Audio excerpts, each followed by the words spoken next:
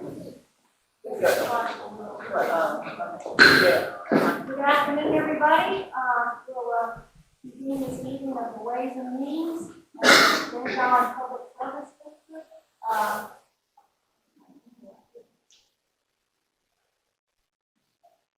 We'll start with an opening exercise. I want you to listen to the flag, and then bring it up to the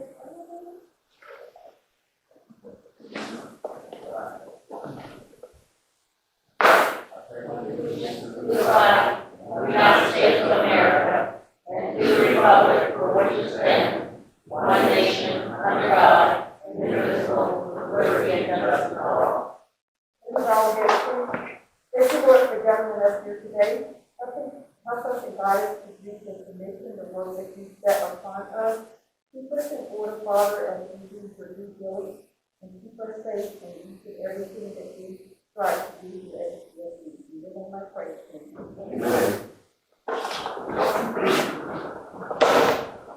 Freedom of Information Act, in compliance with the Freedom of Information Act, notice of this meeting and to provide for all news media and persons requesting notification. Commissioner Brown Trout. Yes. Commissioner Cantrell. Yes. Commissioner Fletcher. Yes. Commissioner Grant. Here. Commissioner Lassiter. Present. Commissioner Milliken. Here. Commissioner Ward. Here. Do we have anybody sign in?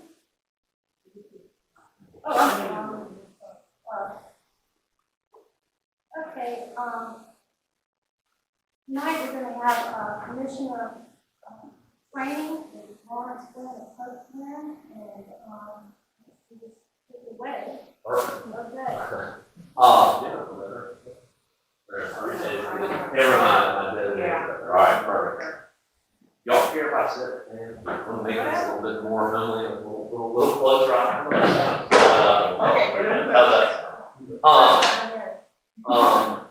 So I think we've done this discussion in the past.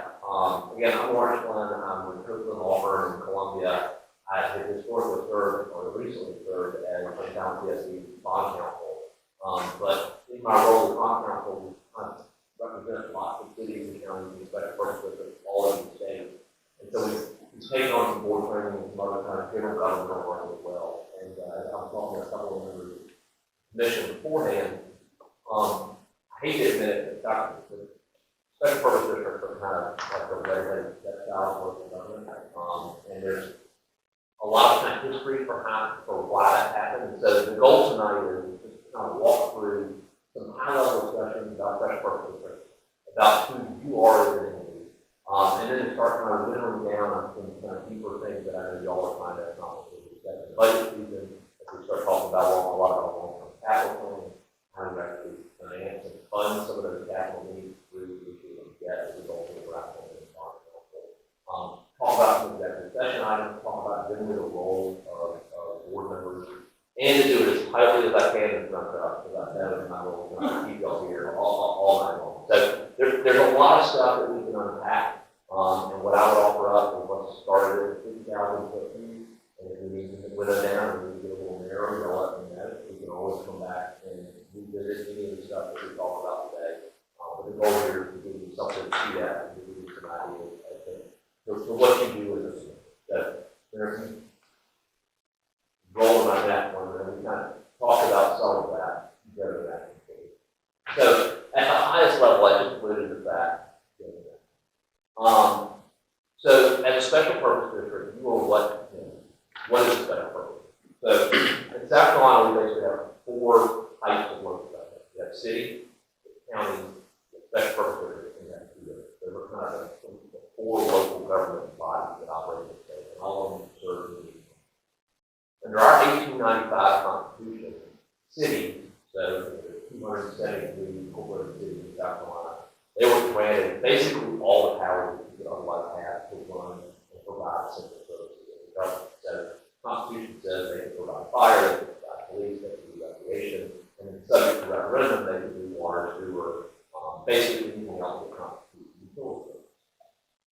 Counties, however, under the 1895 Constitution, were not total entities. They did not have the powers that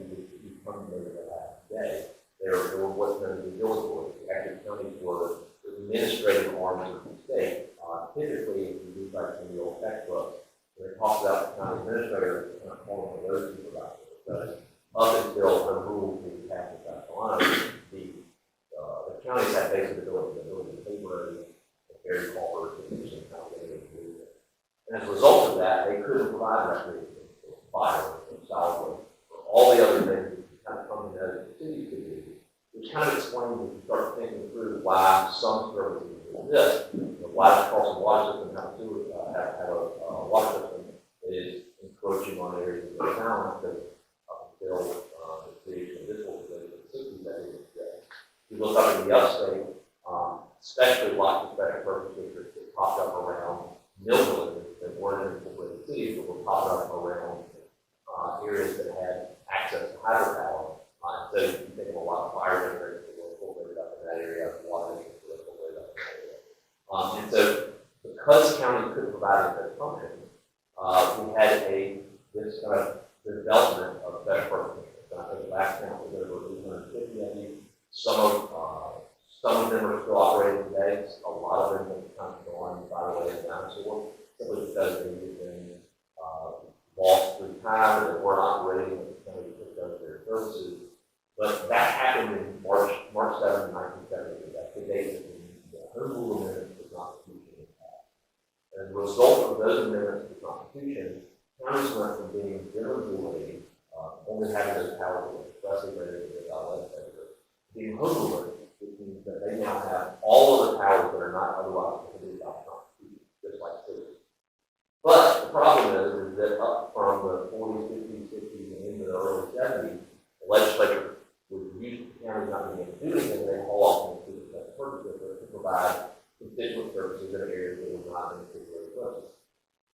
As a result of that, what happens in 73 when they give counties all these powers, but you still have all the special purpose areas? Well, the legislature did pretty much what we expected to do. They buried their pension plan and said, we're not going to deal with it. It'll just all kind of figure itself out. But as a result of that, we can now no longer pass laws affecting a single county, because that's what home rule is. The idea of moving the powers of government from the legislature to the local body. That works for cities and counties who can now pass ordinances that practices and procedures for how they otherwise operate, set laws that belong to the state. But special purpose districts are very uniquely only retain those powers that expressly that you're still in the and as a result of that, your neighbor legislation becomes really, really important. You'll see that is a theme that we'll touch on here in a minute, because that's how you get all of your powers. Because the perfect example I give, I represent a special purpose district who would not be named, but they're a recreation provider in the Midlands, and they have the authority to acquire property and to use property for their needs, but they don't have the express authorization to convey property, which means that they can buy property and they can hold property and they can use it for their recreation purposes. But if they run out of the need for that recreation facility, or they don't have a need to continue to operate that park, they can't turn around and sell it. And they've been sued on that. Someone said, no, you have to hold it in the property, so now you have to hold it in the property. And that's because they're a special purpose district, they don't have the legal authority directly to sell property. It makes absolutely no sense. But that's who you are as an organization and what we have to work with. And so you see kind of on that at a really high level, you're really cool, you only have those powers expressly granted by legislature, and we'll talk through what's in the law. But you were probably one of the more unique special purpose districts in the state. And the reason for that is that you probably more than any other district that I work with are as close to the city as it is. And that's because you have the street function. You have the fire side, which is not unusual. We see a lot of that. There's a bunch of fire and sewer districts up in the Greenville area. The fire providers are the general services fire work, they let it back. And then they did a lot of collection services that ultimately got treated by renewable water, Western Carolina, that. But the solid waste side of the organization kind of makes you more of a constituent government body like the city. There's not a whole lot to do with those three things. And so when we talk about how the organization runs, you have to kind of think of it as being two separate sides. You've got the general fund side that runs the fire and the solid waste side, and then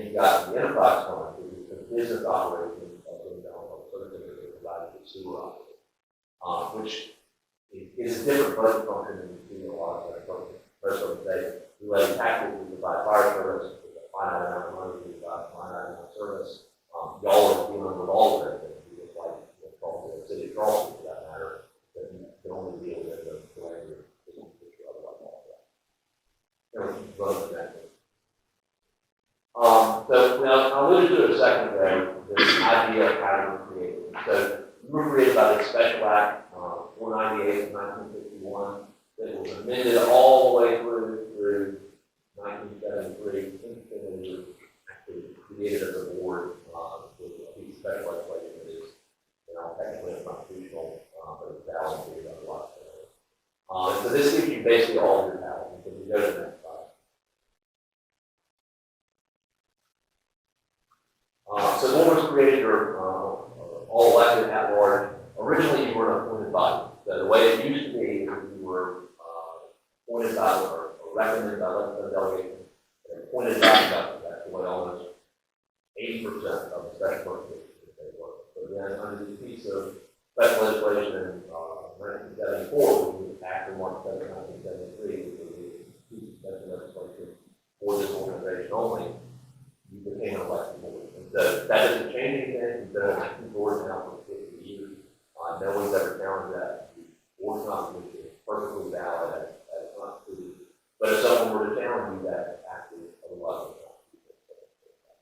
But your powers are also laid out in the rules of the service territory and specific officers. If you go to the next one, here's a copy of your service map, which I'll allow you to go to the next one.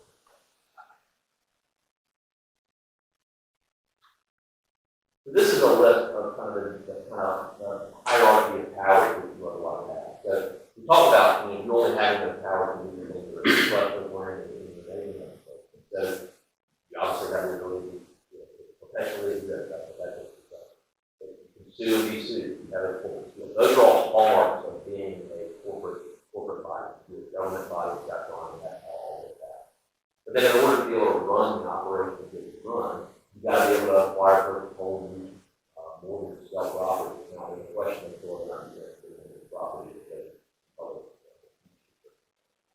You construct a sewer system, a building, that is not where a fire system, that is not where a garbage system. So all of those things become the authorization of how you operate. It's pretty much a pretty large grab bag. It then becomes the authorization of how the commission ultimately acts to put policies in place around those powers. Okay, so one of the ones I'd like to touch on, especially because it's an important side of when we talk about these two silos, is the general fund side of your operation. While you could technically charge a fee for fire service, and you could technically charge a fee for garbage service, don't do that. At least you don't do a lot of that. Instead, you levy an annual tax on it. And so I think this is helpful for commissioners to see kind of how our tax process works. How it's ultimately laid out. So we're just going to walk through this levy, especially as y'all start stepping into the budget discussion that y'all are about to get into about how the tax levy actually affects the decision tax rate in the bank. And so you have to remember there's basically two forms of tax levy. You have your general operating tax levy, which is what you use to pay for your firefighter salaries and to put gas in fire trucks and to buy chemicals and turnout gear and anything you need to otherwise run solid waste out of the house. Those are all the things that are your operational. You can also levy debt taxes when it's secured for general obligation bonds that are issued through the constitutional procedures that they fall out of. You have to kind of think of the millage that you levy in two different silos. You've got general operating taxes and debt service taxes. They're separate. The reason I bring that up is because state law has said, okay, while we only have the power to expressly grant us or anything, we have the ability to tax. But one of the things that they put in place, we like to get this idea of having a rule, meaning that the legislature has given all of the power to cities and counties on a limited basis, just to remove that. But they've taken that power back. They've taken that power back by passing Act 288. Which I've probably talked about before, but the idea Plan Act created, we have the ability to levy taxes and put those taxes on that your ad valorem taxes and property taxes that go on your property, your personal property and your property. But state law says you can only raise those taxes year-over-year by CPI, Consumer Price Index, and population growth. And we'll talk about exactly how that works here in a second. So how do our taxes work? In South Carolina, we don't actually levy taxes on the basis of mortgage debt. We're levying on the basis of use tax, which seems like how much spring contract, but really it's not possible. So the use of your property ultimately dictates how it's taxed. So the example I like to give is that Dave lives here. Executive director of the district. So he bought a house directly on town, with his primary residence, he buys it for $100,000. So the market value of this property is about $100,000 house. Because it's his primary residence, and his family live there, it's assessed at 4%. So there's a 4% user assessment ratio assigned to owner-occupied real property. So for tax purposes, they buy a house for $100,000, assessed at 4%, and 4% of $100,000. So for tax purposes, they $100,000 house is worth $4,000 to the South Carolina Department of Revenue. And I come down here and say, I like being in Columbia, but I really need to get vacation there. I buy that second home because it's not my primary residence, it's a use change. And that use then puts me into a commercial user perspective. As a result of that, I bought a house immediately beside it. And it was also an identical house. We bought it for $100,000, I bought one beside it for $100,000. But because I'm not a primary resident on Days Island, that use makes a commercial assessment is assigned at 6% commercial ratio. It would be the same if it was a restaurant, or if it was a Sears and Roebuck, or if it was a Lowe's, whatever it's going to be, along with the commercial assessment. That means so my $100,000 house, just because of the change in use of being a second home where I run it as a retail store, is worth $6,000. Today, buy $4,000, I'm worth $6,000. Now, if Pamela comes in and she says, man, they're buying $100,000 houses all over Days Island, I'm going to come in and I'm going to build a widget manufacturing operation. So I don't even know what widget is, but it seems like that's the market for industrial property. But, you know, if you build cars or if you build anything, if you buy the house side, and we're assuming there's no name to it. She buys that place over on the other side, that's assessed at 10.5% by so that means for tax purposes, Cameron's place is now $10,500. Now there's been some recent legislation that generally speaking, $10,500. I'm at $6,000, and Dave is at $4,000. And that's the baseline assessment determination of the county tax. Now, this is where South Carolina decided to get more big. We levy taxes on basis of millage. Millage is the French word short for mill, long term for mill, which is a capital, which is 1,000. So 1/1,000 of your assessed value is equal to 1 mil. So if I said, okay, how much is 1 mil levied on today's $4,000 house? Well, that 1 mil would be worth $4. And on me, that 1 mil would be worth $6. And on Hammer, that 1 mil would be worth $10. So if you flip to the next page, when we start talking about how that actually affects the James Allen Public Service District, this is your millage page. And so you'll see here, up on the right-hand corner, I kind of use that same example. 1 mil, we talked about for a $100,000 house, $4. $100,000 second home or residential commercial property, $6. Up in the far upper right-hand corner. And then on a $25,000 car, which is also assessed at 6%, you see, obviously, a quarter or whatever that value is. So it all works the same way. Now, if you look at 2022, which is the year that we're in now, the district went to 54.7 million total. And so all we're doing is taking that example where we're talking about $100,000 homes. So in Dave's example, if Dave was paying those taxes at a $100,000 home at the 4% owner-occupied sector ratio, the third column down, 54.7 million, he's paying $218.80 in taxes I would be paying $328 for those taxes. And then we would also, if I have $25 on my car, if they have $25 on my car, it doesn't matter, the residency doesn't matter. We're going to pay 6% of the valuation of that car and then the public way. And so that is only your portion of the tax. And then remember, you've got to layer in the county and the school district, and that's how you come up with your average. So that's the decision that you get to make as commissioner, and that's how that gets back to the constituents that elect you to the position is by determining how much taxes. Now, you can remember, we talked about it a little bit earlier, Act 388 limits your ability to raise taxes by CPI and population growth. What they just passed out is a memo that just was released by Revenue Fiscal Affairs as to what the inflation component, the CPI component of that determination is to the current year. Last year, when we were pretty, I think everyone was all in double-digit inflation, Revenue Fiscal Affairs said, well, you're 4.7% last year. So this year, they've gone ahead and predicted that you're going to be 8%. And so that means that if you apply those adjustment factors that are able to use by state law also allows you to look back 3 years and in the current year to be able to capture that. You did an incremental growth in knowledge as a result of the things that we've done in the prior year.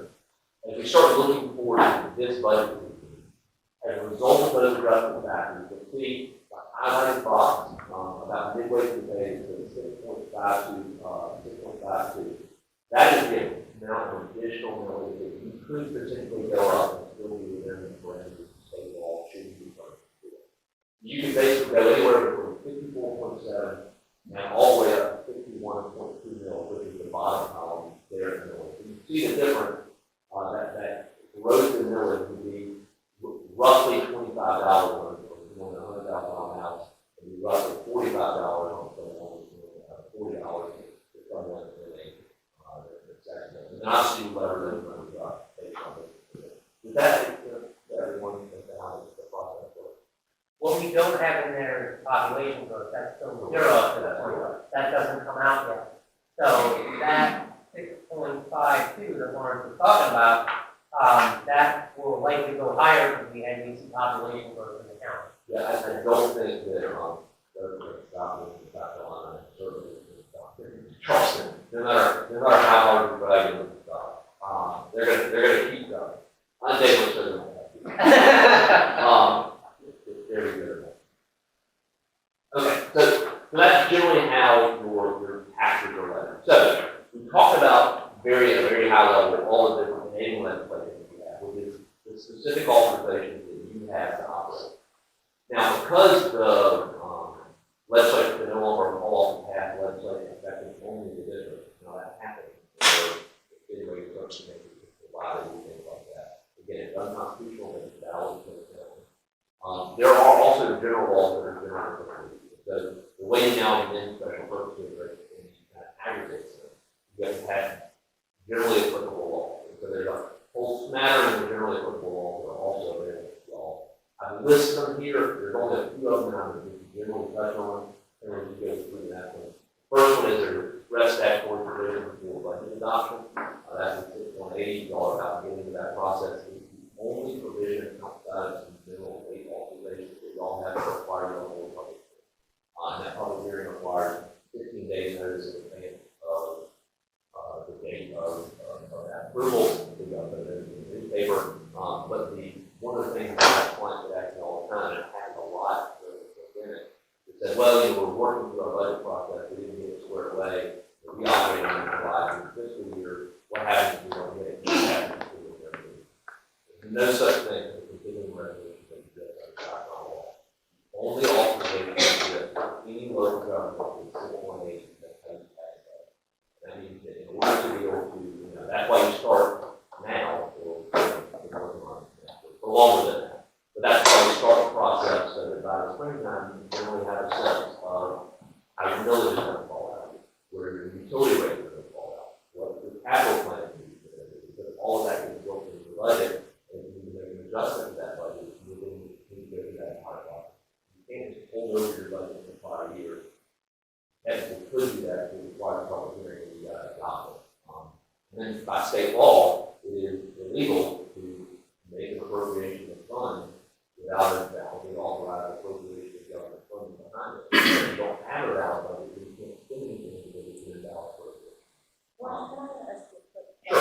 have, several similar to cities, and what we see at the city of Charleston and the township's island is the two reading, the pass the budget, can we require cities to pass the budget if we don't have that? That's right. And so this gets back to, that's a really good question.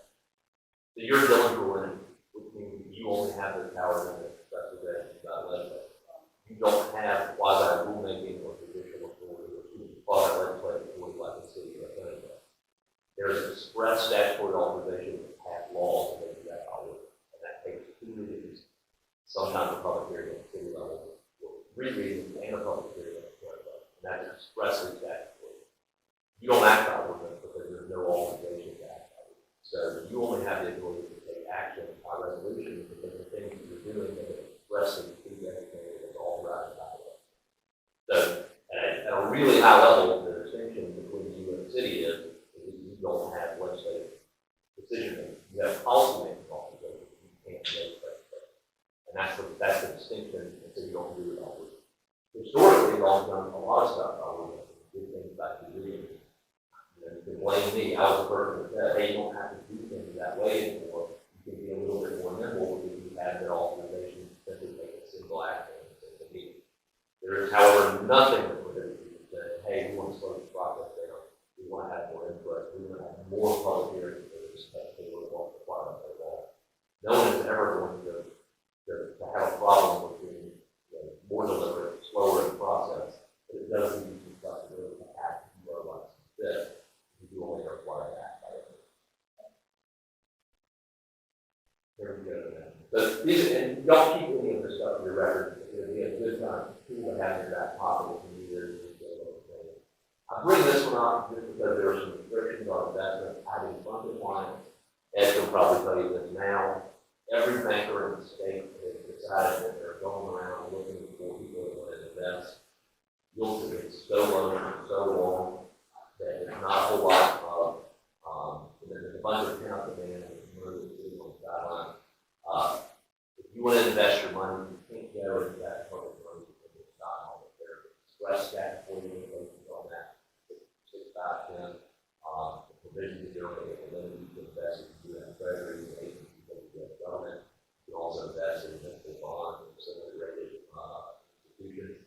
But every banker in the state would probably call one all right and say, hey, come put this, invest your money in a ladder portfolio and treasury securities to build back stock for citizens of Bank of America, what have you. What I basically tell my folks is, if you have cash and you're sitting around the sidelines and you realize you'll need it for a long time, sure, but then you're locking that money up for some period of time. Even short term for the best thing going right now is the whole government investment tool, the treasury office.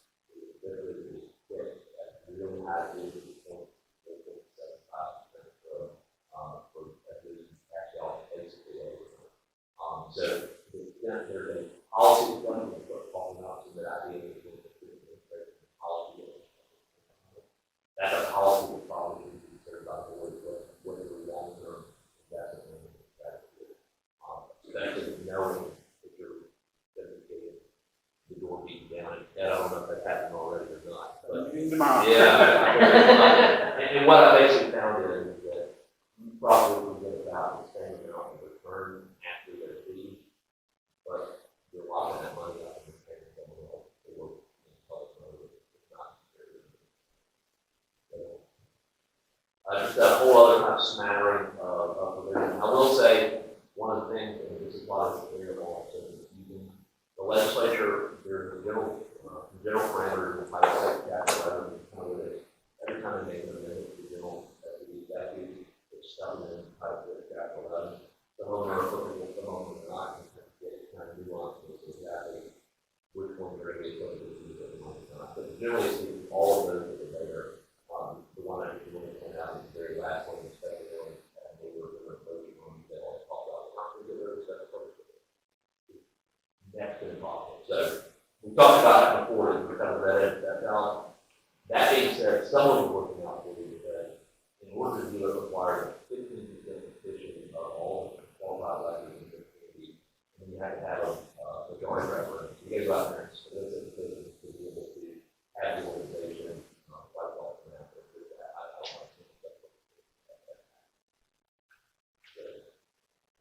This is how you issue debt, so that's a generally applicable, law, and we've obviously done this several times. The revenue bond act utility, the revenue refinancing act, and the statute that we use debt on the revenue refinancing act, which provides that, we'll talk about some of that in a second.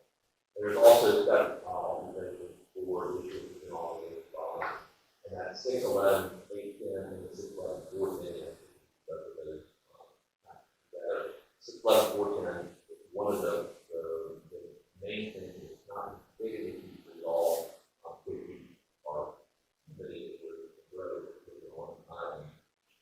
It's hard to enter into, but some updates that work like the city or the road and but the county controls the road to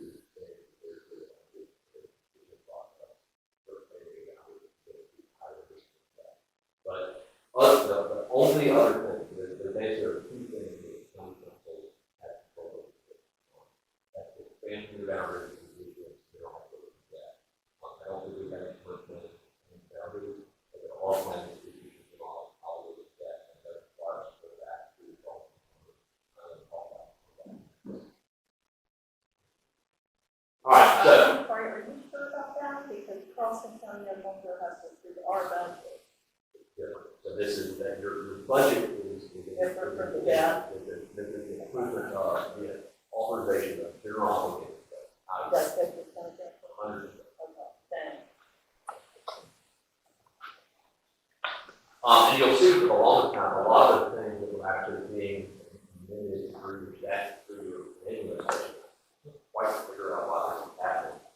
But when the legislature was approving your budget, through the legislative delegation for like 1 of the things here. And I don't realize we understand why that was happening, other than it was happening for the recreation district, happening for a couple of other Charleston area, district. And I assume that someone in the delegation like having people that legislature in the state who don't get out. But no, there's the only time that special purpose treasurer has to have their budget approved by county council.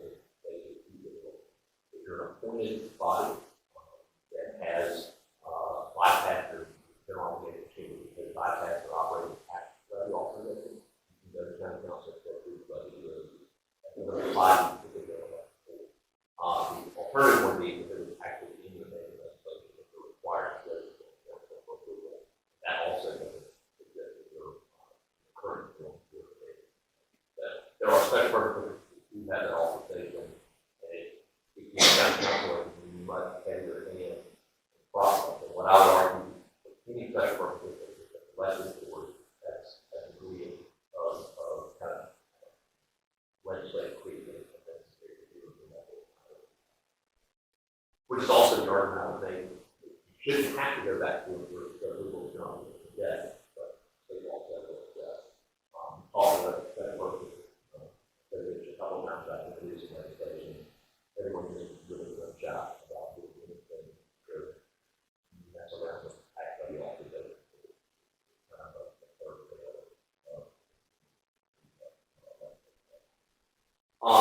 So knowing all that background and knowing what your authorization is, we get into this idea of what it is to be a commissioner versus what it is to be a staff.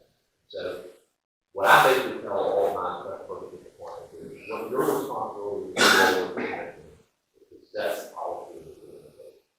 You are the legislature for the big nonprofit business. You set the policy for how they operate. What you don't do is go and show up to a fire station, or go and fix a fire hydrant, or go and fix a first sportsman. That is not your role as a commissioner. You are here to set the policy. You're not here to do day-to-day administration. And sometimes that's a hard thing to realize, because you want to say, well, my policy making function, how do I make a good policy if I don't know exactly how it's done? Well, that means that David don't know. Because the only person in this organization is responsible for hiring and firing is your general manager. That's the only point person that you have. Everyone else, based on your form of government, goes through that. So you kind of think of the hourglass that is your operation. Your commission is today, they have been responsible for all the department heads under that.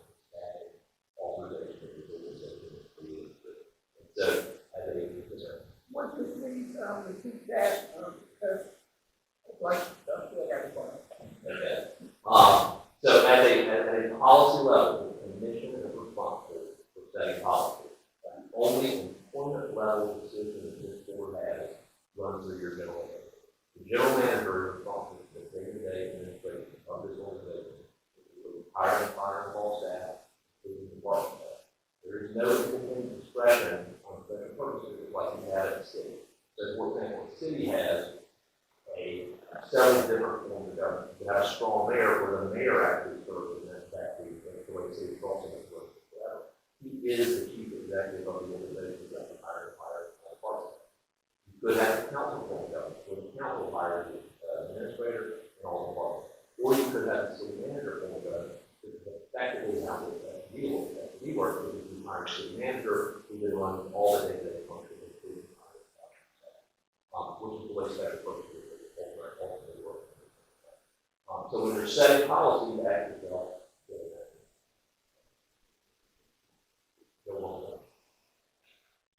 what are the things that the organization needs to run? So I just kind of came up with a kind of smattering of things that y'all are responsible for as an organization. So these are all the things that y'all should be thinking about if you're not. And that's, well, we obviously are responsible for adopting a budget.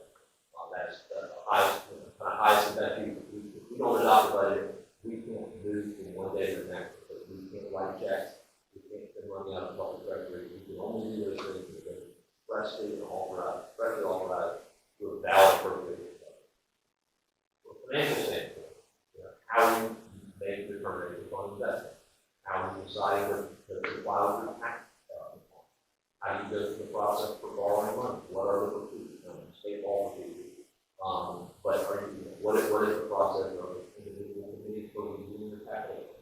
What is the long-term plan for that? How are you going about retaining the audit? What is the process for rolling it? While you're not involved in the day-to-day operation of staff, what you can do and what you do get to correct. I tell clients this all the time. You don't get to make a decision on whether that person is fired, but because you have the first string and you establish a budget, you say, hey, we don't need that deputy forcing operator, pump station operator. We're going to take the job, hire that person, and we're going to pay that person to do what we need to do. That's where you get your authorization. You also set the employee handbook so you can make a determination or say so, and what are the functions of what kind of organization do you run. Now, I would say you also want to have that in the but that is a function. I think policy doesn't want to do it. And then you can kind of go on down the conflict of interest is obviously going to move in line with that. Who whistleblowers and what your responsibility is. Sometimes that's going to flow through your HR policy as well. So the idea behind if there's sexual harassment going on in the workplace, what is the reporting infrastructure internally so that someone feels comfortable to be able to establish how they make a report. If their direct supervisor is correcting them on the job, what is the process of making sure that can get reported on the law? So that functions within the policy as well. If someone sees your one of your utility line guys out there dumping raw fuel in the street, you can whistleblow on that. And what is the procedure for having somebody gets into the word of the criminal organization. You want to make sure there's specific procedures in place to identify how the organization. Does that make sense? Basically, we will take policy to address the situation. So therefore, the employee may have to situation with the supervisor. We got to check it out. That's exactly right. So what I would say is that, there's a blessing in person. If that's out of paper, policy everyone to death. And the big problem is violate that policy. And when the enterprise plaintiff lawyer gets up there and you've got Jeff trying to defend it, and says, well, you have a policy in place that says you're going to do this, and you do it, and say, well, no, you can go there, or no, you can actually do it. We're talking about people that are on the street, but who actively violate it like that. So there's got to be kind of reasonable barriers to how far you're willing to make that policy. Same idea on capital planning. This is a lot of what we're doing here. identifying the fact that we live in a salt marsh environment with assets that are getting older by the day.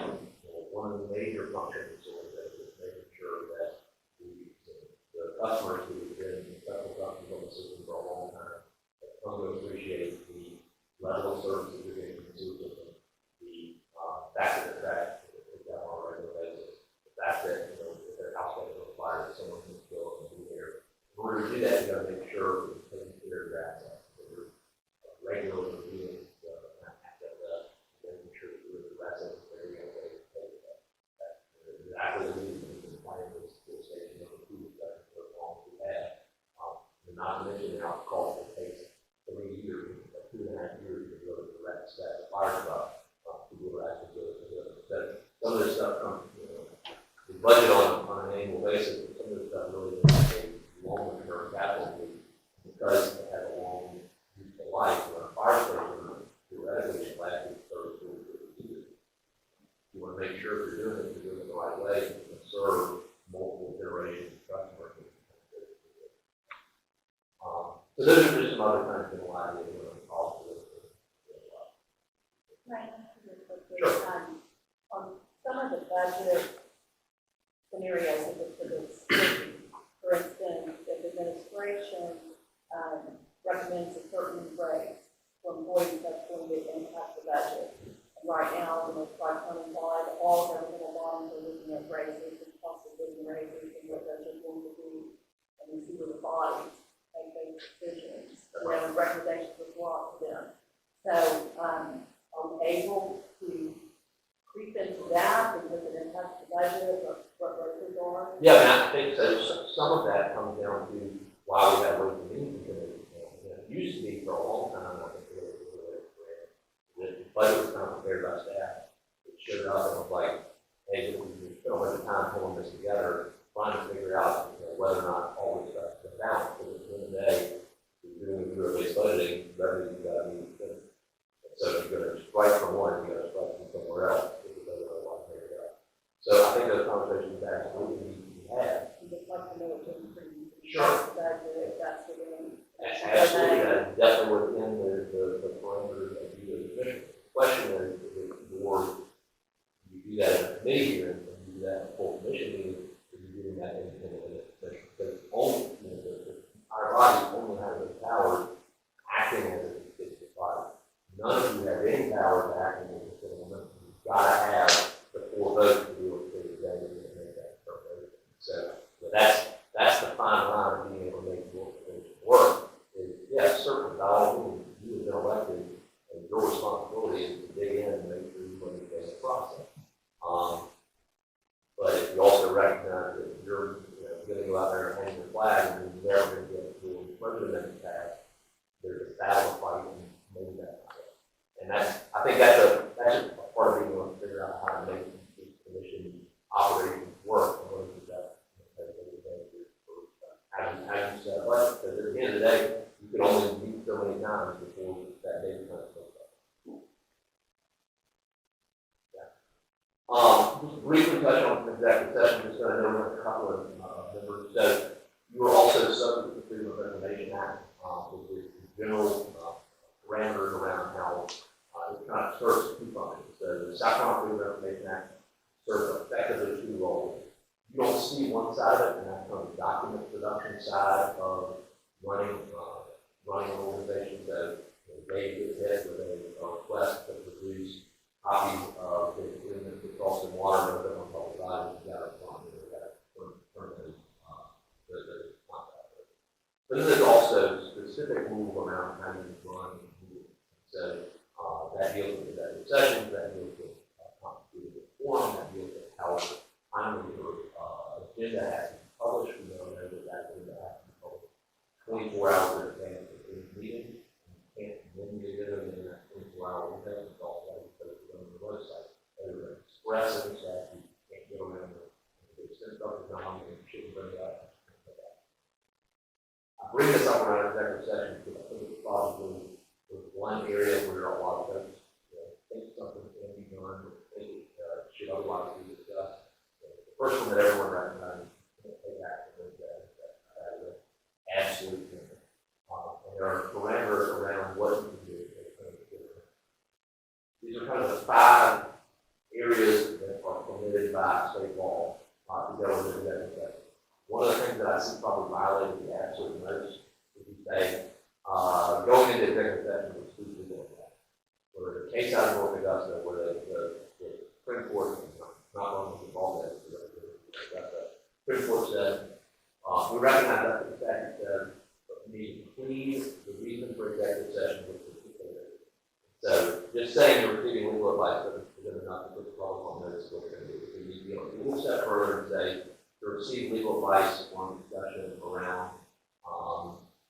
employment body.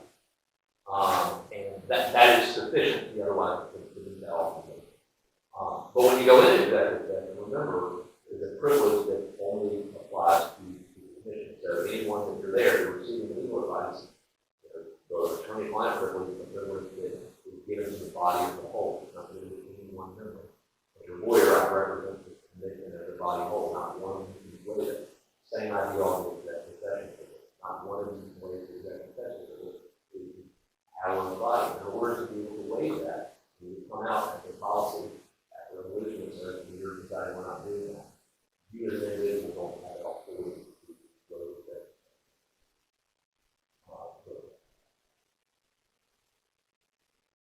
So the kind of next idea, the thing I never talked about on the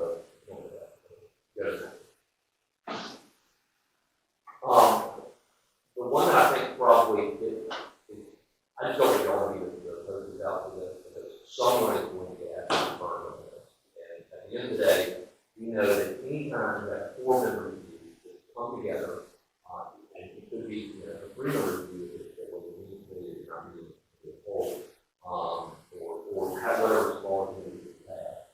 If you have a corporate body together that is meeting for the intended purpose of discussion, discussing public business, that is a meeting. You make decisions around that, you then have meetings. You make decisions via email, where all of you receive feed on it. Other than, hey, here's the agenda for the meeting, hey, here is information packet around the meeting, but then you start responding back to that, so you do it in text message, you do it on Snapchat, whatever else, what other services are locked out there. But whatever service is unlocked out there. You are technically doing the public service. And as a result of that, anyone can come in and challenge that. I don't think we don't know who's going to get a new one, but someone is going to get there by lots of public meetings going on back on themselves. Say all that to say, if you're doing things, do it in a public session. It's not hard to call 24-hour notice, but something you have to ask. Everyone's still now, we all can community come together. So don't go into information back and forth. Certainly don't do that secret trail on a record of action outside. But remember, everything is also subject to court. Everything that you do outside receiving legal advice from your lawyer or anything that is otherwise statutorily protected as confidential is a public record in some disclosure, and that means your personal email. If you are doing the public business, you're coming here and you're not using your name on public services email, you're using your email account. It's your personal email. If you transact in public business on that email server, that is subject to FOIA. Something with text message. Some of these money orders got really good at soliciting, questioning text messages by FOIA requests. And although sometimes they do it well, a lot of times that's discovery, but there's an electronic trail of all of that. Pointed out to say, I don't want y'all to be perfect. Not say too hard, but I just say because I think it all is.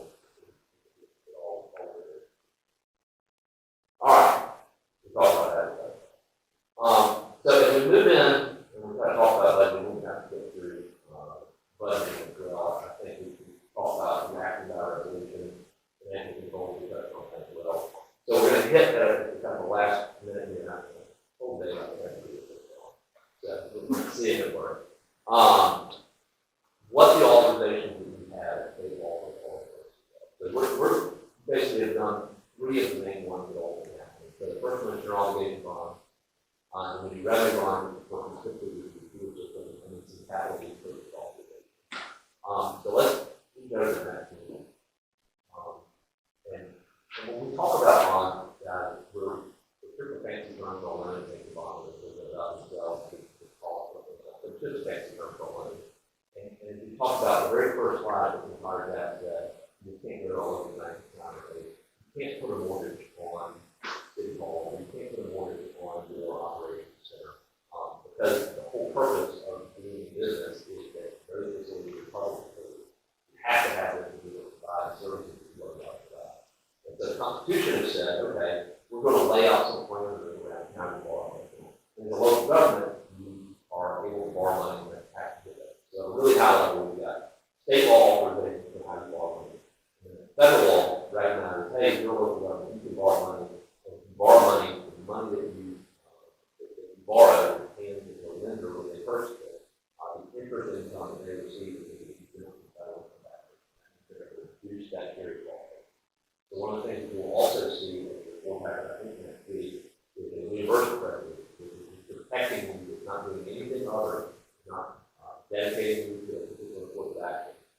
Because you're trying to protect taxes and spend money in advance of a borrowing out of your general fund, and think you will reimburse yourself. We call that reimbursement allocation. IRS has said, we don't want you to go back and reimburse yourself with false ability to fund here. We don't want you to go back and reimburse yourself for something that happened 50 years ago. But if you put a reasonable kind of resolution in place that says, hey, we intend, or we may well come back and reimburse ourselves with the proceeds of tax upon in the future, you can retain the tax benefit to deal up with the years. So there'll be a resolution in front of you next week to be able to support and authorize that. We'll come back to this slide here in a second. So at the highest level, general obligation debt, it's the most secure form of borrowing on the existing tax code. And the reason for that is that you basically told the taxpaying public, we're going to issue debt, and we're not going to secure it by mortgage on City Hall or on your administrative complex or on any particular vehicle. Instead, we're putting a mortgage on every piece of tax property. And the idea behind that is that, okay, if they general obligation debt is a tax levy without, secured by a tax levy without limit. Remember, on the operating side, it's subject to activating debt. If you issue debt secured by taxes, with general obligation debt, there is no limitation on that. So I tell people all the time, I say, well, think about Detroit in the 70s. Detroit in the 70s had 2 million people in it. And it was going great guns, and they had all the automakers. But today, so if they issued 30 or 50-year bonds in 1970, they had 2 million people paying that debt. Well, today they have 600,000 people there. So the risk is that you may have to raise taxes to the population where your tax rate goes by the fund. I don't think that's going to happen here, but that is ultimately what you're speeding over to the limit of record, and you're saying, hey, you were being secured by a tax levy without limit or regular amount. You can feel secure by that. So the same discussion that we went through a minute ago about how you regulate taxes, it's the same hill that we are like in place, as well as you can put on operating and you can put on the second debt. And you say, well, why would you just go out there and borrow $100 million to solve all of our problems? Well, theoretically, you could do that, but there is a restriction in state law and under the Constitution that says you're able to only borrow up to 8% of the set value of all property in this time without going to those with the approval. So I don't think also has been out for a while, but the thought behind it is to take all of the property we talked about before, the $96,000 set value property, the $20,000 and $10,500 property. You add all of those up, that comes up with the aggregate set value. So for simple math, let's assume that number is $100 million. Now you can market value is close to $1 billion. But for general obligation bonds, $100 million, you can borrow up to 8% of that number annually. This is a rough estimate for where y'all are going to apply it. But 8% of $100 million is $8 million. So you can borrow up to $8 million at any one time without going to a referendum, without the process of getting general obligation debt to yourself. Otherwise, it's never come back to 88. You can levy it without limit later amount. And you can put on $8 million, put on, as long as you put on the taxes and pay it off in the fall, you can do that year over year over year. Probably all the matters out of office. Do that. But you legally could, and I can sign my opinion that this is a valid debt organization. We probably all be done. Any questions on their own? Just briefly touch on it here because what we're planning to come back and do, and this, I know this is kind of a complicated slide. I think Bobby and Walt will tell you that. The thinking behind this is we're setting a finite minimum year. We designated about $5.2 million for debt service on our obligation debt. $5.3 million for debt service if they want to pay this year. so that generates roughly $850,000, give or take, a reasonable estimate. So the problem that we have when we don't do that is not exactly the exact same. The reason for that is that people are coming in every single day, doing their tax levy, and they're saying, my car's not looked at, my house not looked at. Or you start rolling into a recession and we've been, top along the 98% collection for the last 10 years.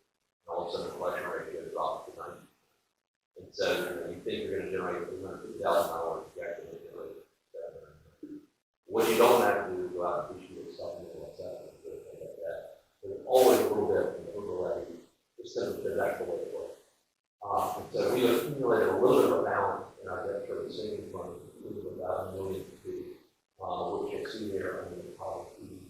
And so, our plan right now, in order to be able to start working towards fire station number 2, is to issue a 1-year GO bond to basically clear out that amount and use for the initial acquisition cost to take it out to cost through all of this acquisition about it.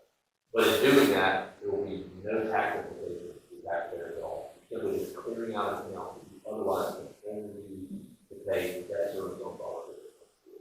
That's going to wash that account out. And we'll immediately go back into the fund balance for the remaining of that bond purposes. And then we can start targeting how we structure around the debt service money to be able to get that. And so you'll see, this is kind of a master schedule of all your activities and all of them. So you can see the installed there, 96 bonds. 2020 was the other fire stations. You'll see it broken up into multiple series. The 2020 roll off this year. We issued $1.1 million 2022 bonds to clear out that account. We can go to the county council and request more than our debt limit. But my thought was to go and ask for one time to let us borrow $10 million, which we could then do in multiple series so long as we do that within 5 years. We have issued the 3 bonds that we talked about over 3 years. The first one, wash out that $1.1 million, which could be used. Then we plan for fire station number 2, and then also the plan for their own 50 years of a guaranteed money to the USDA guaranteed director or a guaranteed director. So those are the things that we're going to start coming back off the commission about in some of our long-term planning. We've identified a plan to fund fire station number 2 and extend our USDA debt authorization for a longer period of time to protect us from some of the other municipal purveyors in our area. And this is the vehicle. So we're going to have 2 more columns here. Correct. One for fire station 2, and the other for capital. So that's, we're going to get to the capital leases here. That's still just year on, so there'll be one to clear out the account that we use for preliminary engineering and design, maintenance and acquisition of fire station 2. Then the second one, once we actually acquire the site, work out the really acquire the site. And then there's potentially a third one we can identify how to do it here in the USDA to protect the expiring 1996 bond and some of the other debt we have expired. And what Lawrence is talking about, and Bob Damon asked him to repeat that, that's all within the framework of 5.3 mil. Without any of that.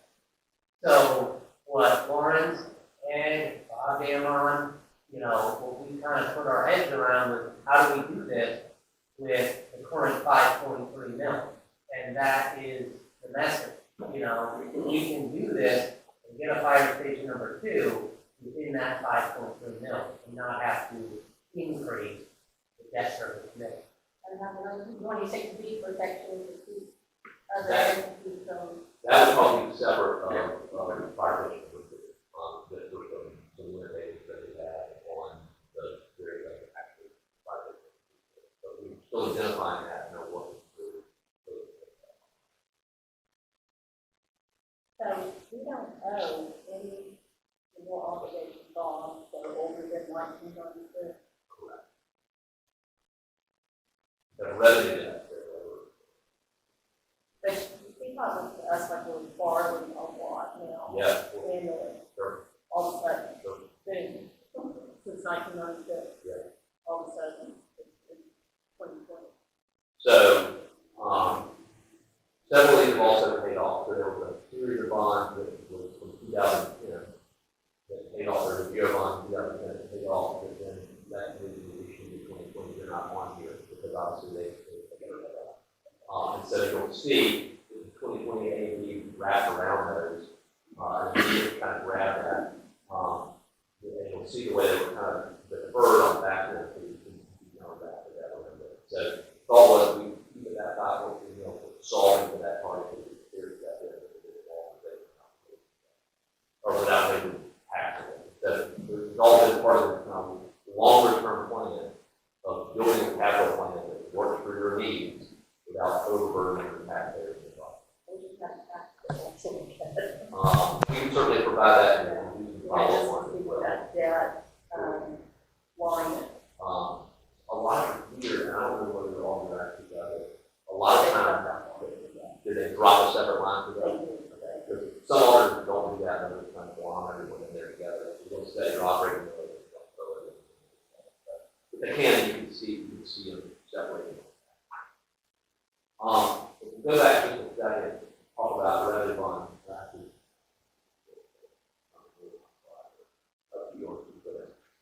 Otherwise, we'll just briefly touch on revenue bonds, because I think it's one of the questions. We have issued a fair amount of debt in the last several years. Some of that was, they walk through revenue bond.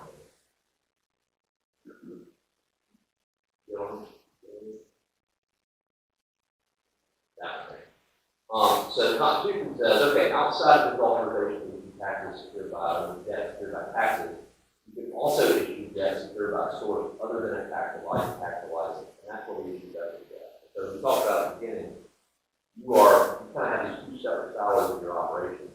You've got the general fund side, operation side of the fire, the sanitation that's funded by taxes.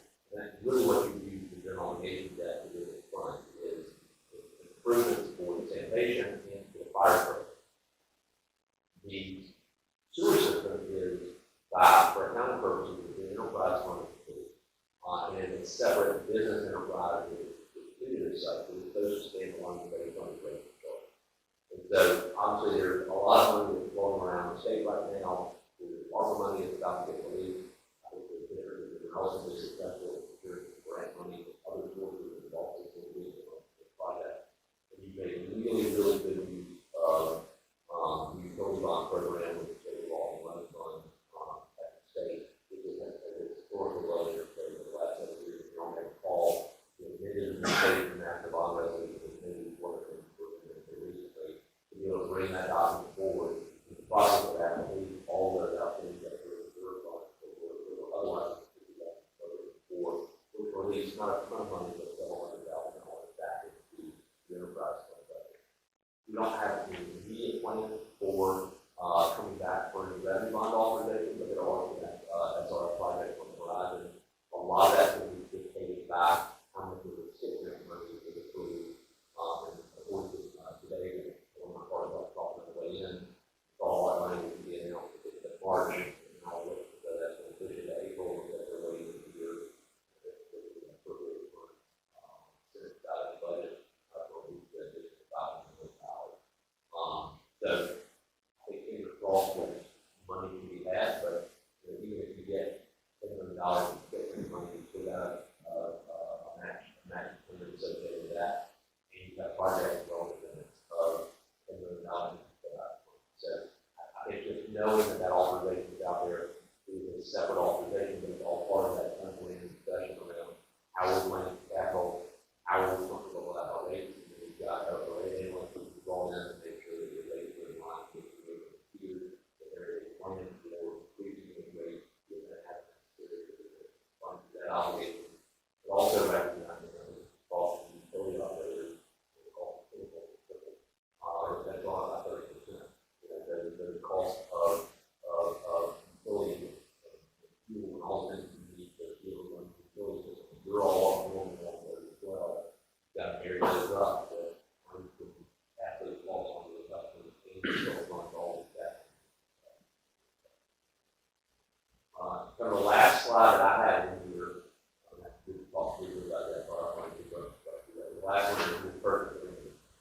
We've done some lease purchase financing, and so we do that on both the general fund side and the enterprise fund side. Lease purchase financing is not debt on the South Carolina law. It's the only situation where you can actually pledge the asset of the security of the law. And it has limited only to personal property. So you'll see us come and make a request to do it for fire trucks or for, mine vehicles or for service vehicles, or garbage trucks, or things that you know that are rolling stock, if you want to rotate through on a regular basis, if you don't really pay cash for at the outset, if you know what it is, appreciate it. There's a couple of those that are also coming up if you go up to the next slide. We've also run a similar table with your financial advisor to show kind of what that looks like.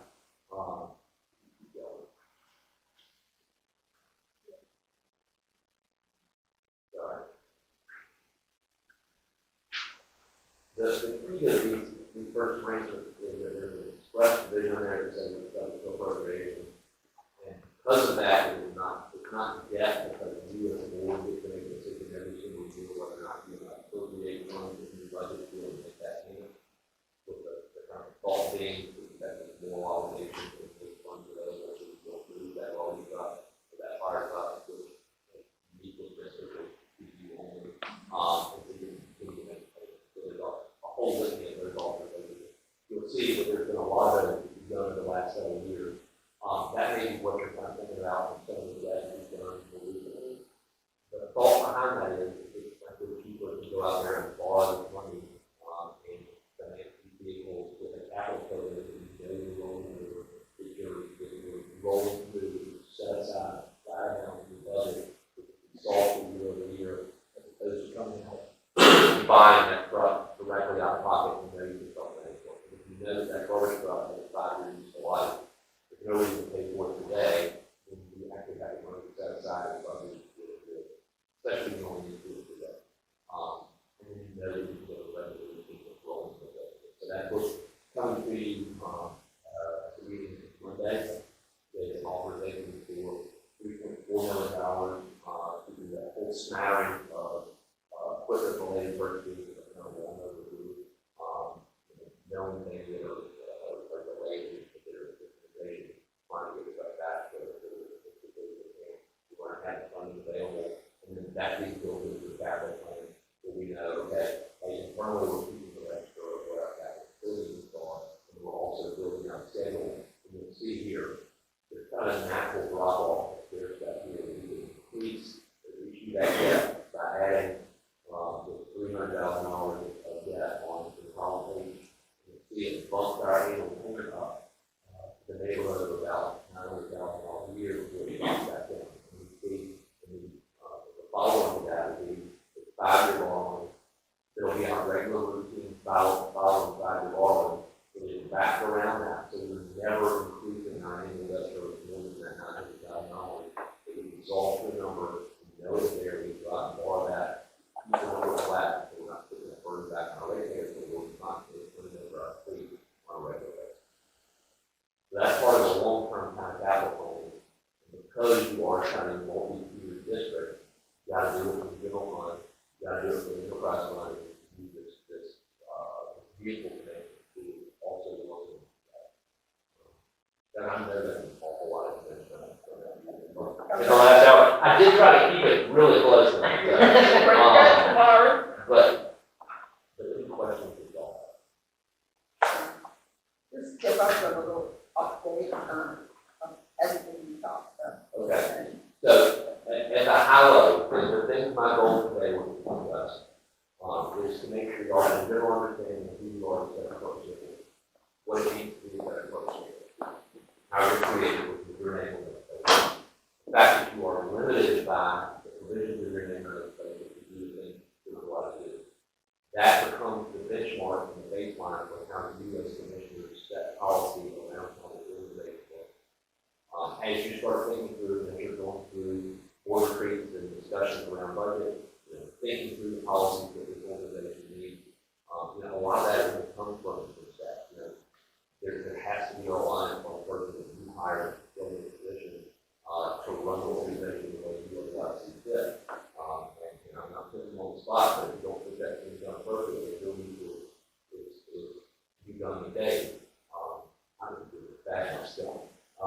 But that is ultimately your recourse, if the organization's not doing what it needs to, then the recourse is through the bill. And then recognizing part of that is the long-term planning, is recognizing how you set capital.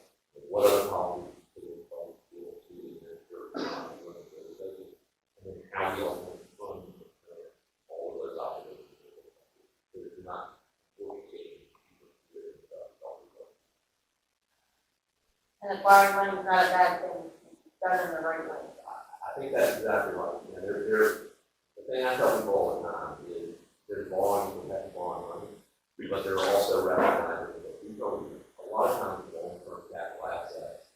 And the idea that you have these in place to make them multi-generational, especially something like a fire station, or any of these sewer lines running around. The idea of having things that have been around for 20 years that we need to today, put that word on people today.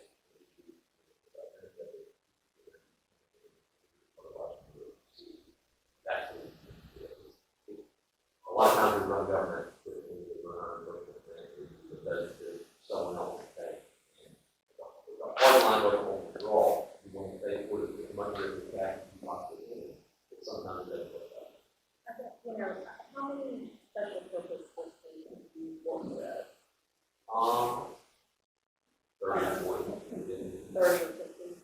If, you know, our particular situation is that our tax base can be eroded to the annexation. Yes. So we can lose, what is it, a third, 20% of our tax base is unincorporated Charleston County. So we lose those, some of those water customers, and then we lose those property tax payers into the general fund. So it's of concern to borrow more, to create more debt, take on more debt, take on more capital leases, when our tax base and our customer base can shrink and is shrinking. So it's scary to me whenever here we look at our number of customers and our number of residents that are paying property taxes and it's getting smaller. Sure. And so there's two ways that address. Both of which one we haven't had to deal with. But even if we lost it, there's state law that says the municipal body manages the service territory of the first district to require to come up with a balance of the property tax where they're supposed to basically pay people. Okay, that's really important. It is. I mean, so. We have not had to do that because historically we've had protection, federal protection for 7 years. It says that your service territory cannot be curtailed to the extent you have outstanding federal protection. Problem is this area has grown an awful lot in the last 30 years. And the criteria for those federal loans is you have to be in a non-legal criteria, which is where there are certain pockets. And we have been there for that to make sure that they're protected. But at the end of the day, I think it has shown the ability of the organization to provide really strong social service that things that appreciate that. And you're a lot more accountable to your voters, taxpayers, and ratepayers than Charleston County would be, or the island would be, or not the city of Charleston, because you ultimately stand to be elected by it. And the further they get out, the further they encourage, makes it that much better. And so we want to protect that. And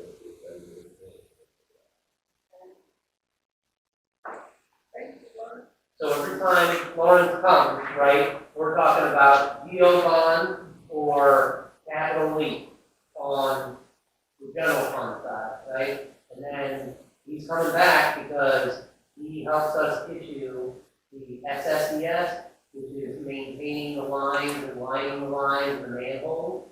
And we structure that to be about $1 million a year that we invest. He does that. Every time we go to the SRF, the state revolving fund, for a major project, you know, he's doing that. He puts the transcripts together in a very thick document that, hey, this is putting the full faith and credit of the district on the line that this is, we're going to be able to pay the money. So that's why he's going through all different entities within the state, evaluating the individuals to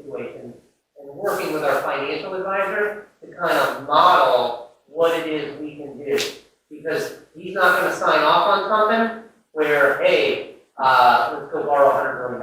But we can't do it, and it's illegal, and that's kind of the, check and balance within that. Our financial advisor, the bond counsel, our finance department, that's what we're kind of putting the plan together to come present. This is what we need, this is why we need it, and that's why we start talking about big ticket items in the fall, so that it's not a surprise to you when we start talking about the budget. The operating budget doesn't change that much.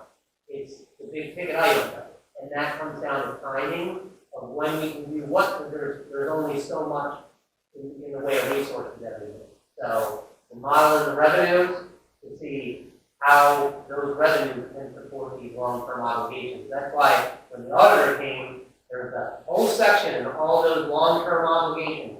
And we got to detail those out every year in our financial statements to say this is where we're at as far as the debt. And we can't really do anything like that unless Lawrence signs off that we're going to be able to pay money. Well, since Lawrence came aboard, things have been going well for us, and so Lawrence, I want to congratulate you because you've been around for a long time, and he's doing a really good job with our finance. So I'm proud to say that our finances in good shape.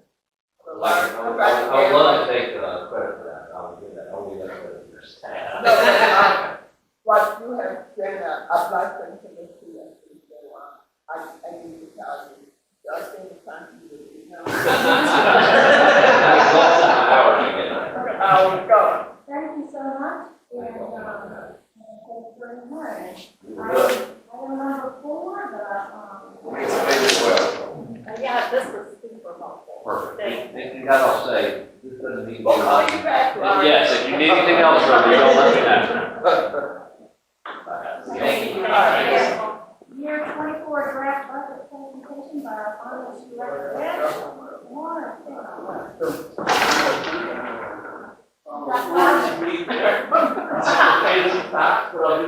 Right? All right, the first page of the presentation shows the impact, the average impact of the village increase in the average tax rate. So, the first column is our appraised value, and that's the perspective on who we're talking about here. So the first row represents the taxpayer whose appraised value of their house is less than $250,000.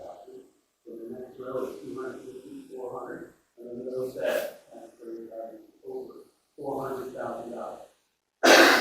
So if you scroll over 2 columns, the average tax bill, this is the fees for under $250,000, $241, and it's going down to $648, and it's $1,292. Average tax increase for each one of these 3 types of tax credits is $22 per year. Okay, but it's really important to say that this is PSC taxes, that's not a total tax bill, which is real different.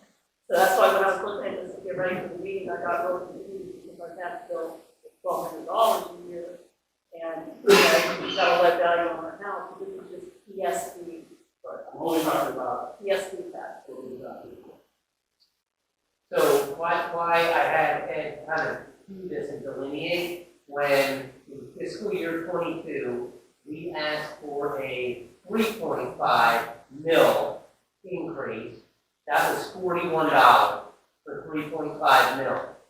And so we wanted to kind of use that same framework, so you have something to go back to your constituents and say, the impact of the PST portion of the tax bill there, okay, just high level numbers, 8,600, right, 8,623 properties, you see the vast majority are $400,000 and less for the number of properties.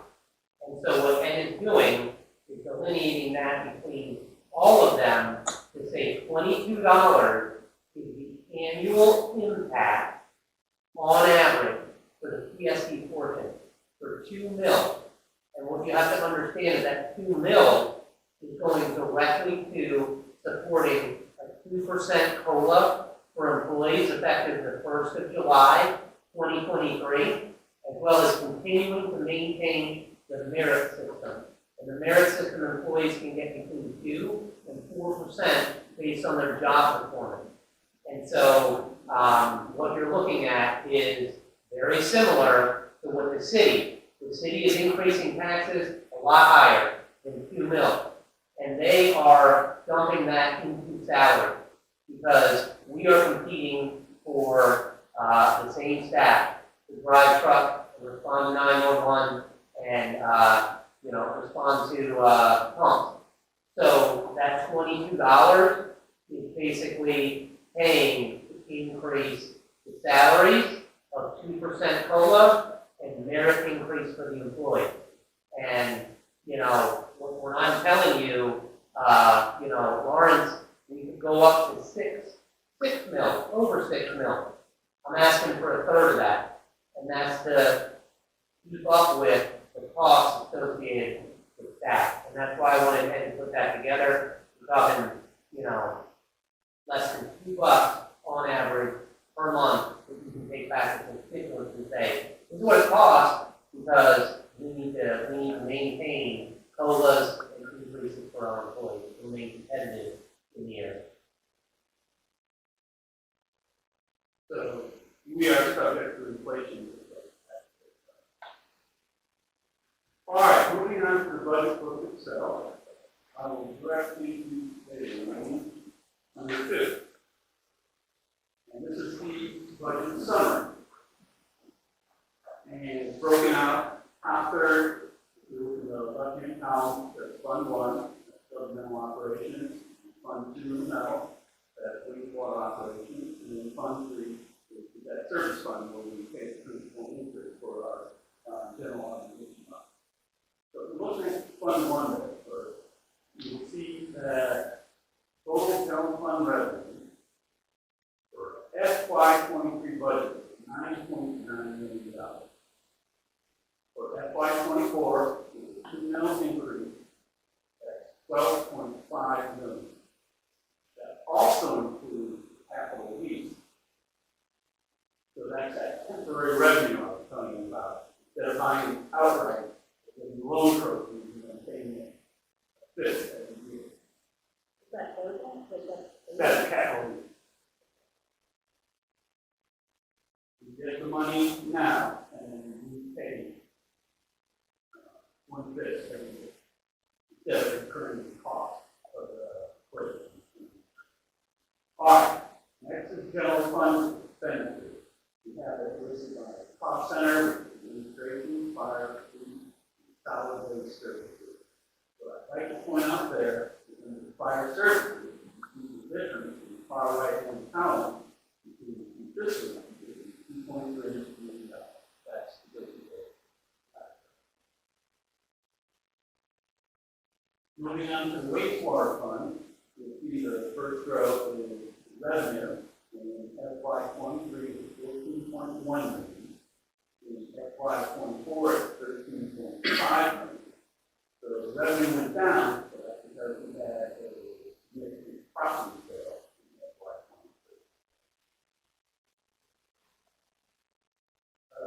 FY23. Moving down to the debt service fund, Lawrence mentioned using excess fund balance, service fund for fire station 2. So you'll see the revenue is supported by the 5.3 mil on the tax bill. In 23, we had $910,000. FY24, $897,000. Why did that go down? Lawrence mentioned every time the tax bill is appealed, it can go to tax bills can go up or it can go down. In the past, 5 weeks, I've gotten 5 different assessed values in tax bills. So in this case, it's down. Moving on to the administration line. In FY23, we had $591,000 in debt. Projecting, we had $2.1 million in part of taking on the additional debt to the fire station. Bob Damron, Comfort Financial. He's the reason that he comes in, factors and models how much we can afford to pay. That's to be interest of taxes. All right, moving on to item 3. I will just remind you of some of the bigger ticket items here, and I can answer any questions. So I just mentioned that the assessed value went down a little bit over the past couple of weeks. If you look at real property 3.1, we had 5.3 budgeted for this year, at 5.4, down a little bit, $544,000.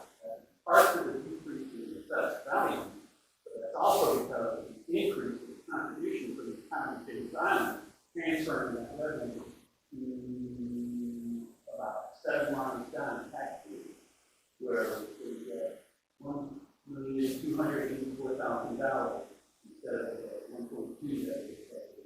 Current. I've got a question now. So do they send over more funds because we're raising the mill to cover some of that raising of the mills, or are they just thinking of it? They are making a determination within their jurisdiction or at their meetings how much of their tax pay is taxable. So it's not because, The I guess, value haven't changed. None of the property, your property value has changed. They were reassessed a couple of years ago. And that money they give us is based on the local option sales tax. So, How much they can give us. yeah, Okay. so if they collected a lot of tax money, so they could get their, tax money, then, But that doesn't cover what But the it covers the increase property. per town. But if they think they get more, remember during the pandemic, they dropped it, underloaded, because they thought with the pandemic, people would be shopping. I'll look at the town budget and see if they're expecting to get more, but I'm wondering if they're paying more to cover the tax. They don't think they're town residents. No, they just think, how much money do they have, and how much can we get? They don't think, But now they're paying on that, number. Which, yeah. Anyway, go ahead. all right, moving on down, kind of the environment maintenance. Proceeds of capital, $2.9 million. What the ones we're talking about, this is ladder truck, this is bridge pass, things that I guess when you make $1,000 life perhaps. Resident tools, SCBA's, a lot of fire equipment. All right, moving on to Like, can I ask, does that cover, y'all's protective gear that you want? It's like $600,000? SCBA, yeah, work out money on between the ladder truck and the SCBA, we're talking about that is point that number. Okay, thank you. all right, moving on to page 4. To reiterate, this is payroll in the operating department. We have 3% cost of living built into the budget, and we have 3.2% average merit built into this.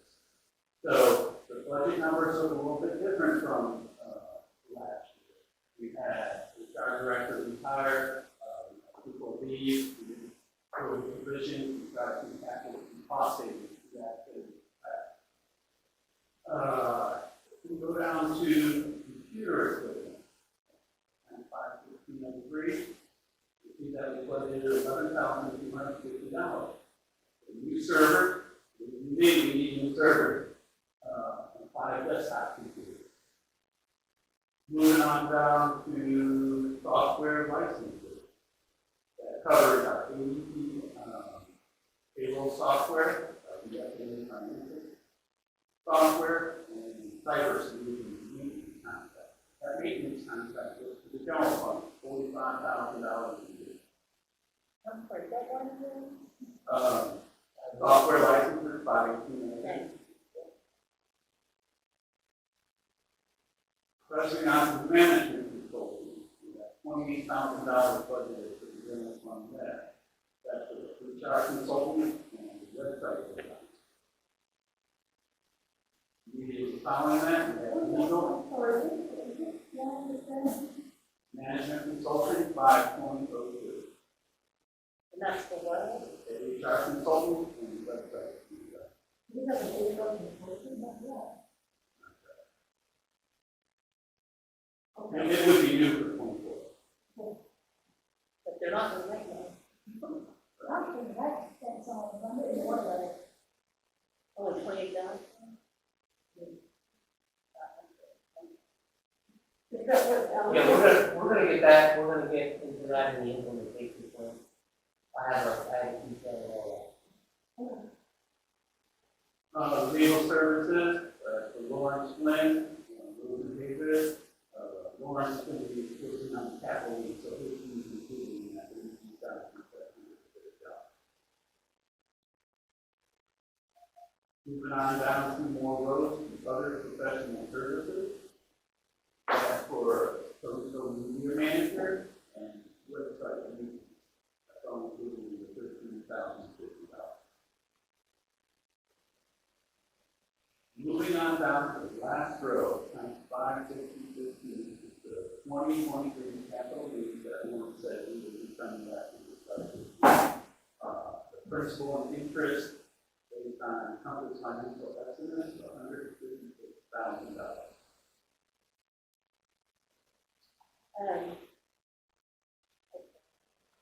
I just had a question, and Dave could probably answer this. What I'm most concerned about here is on the very first line, officials and administrative. We've gone from 186,000 to 356,000, down to 320,000 for salaries. Are you including elected officials in that, on that line now? So what you have in there is also, we've changed the allocation of the administrative. As far as the percentage that's charged to the general fund and the percentage that's charged to the wastewater fund. And so we're able to commit. I mean, you don't have to go into that, I mean, we're gonna be here all night, but if you can tell us all about that, like in the next meeting. So the commission is 50-50 between the general fund and the wastewater fund. So your salaries come out of both. But that should be a separate line item. So we don't want to do officials and administration. Okay, can you make official, or when you say official, you mean elected official? It's you, the commission has historically always been in there. Officials and administrators. Okay. I don't remember that. So this is the wastewater and the General fund. general fund. But, I mean, can you actually separate it out? Can you consider that? Because So then you would, so what you do then is then you don't have historical comparison. We would have to create, new general ledger lines to be able to do that. And you're not gonna be able to go across and really compare. But if you say you've done that historically, the $150,000 increase, I just wish we could figure out what that all entails. I mean, part of that is the actions of the president. So you're gonna have no district manager, from what you see in there, as well as, finance director or assistant finance director. There is historically, there's been a lot of turnover in the last couple of years as far as administration. I'm noticing, when I had you too, never seen the commissioners, salary, No, but you see what I'm concerned about, that first line, how we've gone from 186,000 2 years ago to 356,000, and we've lost people. We've lost the HR director. You didn't have different management salaries. Well, we paid them. They're just, you make those people a little bit, to serve dual roles. But that's just your salary, maybe. And then there used to be a CFO, there used to be an assistant CFO, there used to be a dedicated payroll person. We have since, modeled that in. I think you're saying it should be less. You got- Yeah, but you're not, you're answering it, it was less, but it's so much more, and I think that's just your salary minimum. No, you can't do nothing wrong with what I do.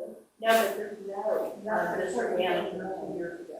Oh, yeah, because 2021, you didn't want. Right, that's what I'm saying, it's making your salary that And the changes that. CFO and the assistant, we were paying Jim Driscoll. We weren't paying the But that's CFO. not the same as what I'm talking about with increase. I'm just off the line. Right, so 22, right, would have been from the 1st of July, 21, through the June 30th of 22. And there, that 186,000 doesn't include the district manager. Partial, I was here. So you're talking about all the people we lost, but it's gone up to 356,000. Now it's going back down a little bit. Right.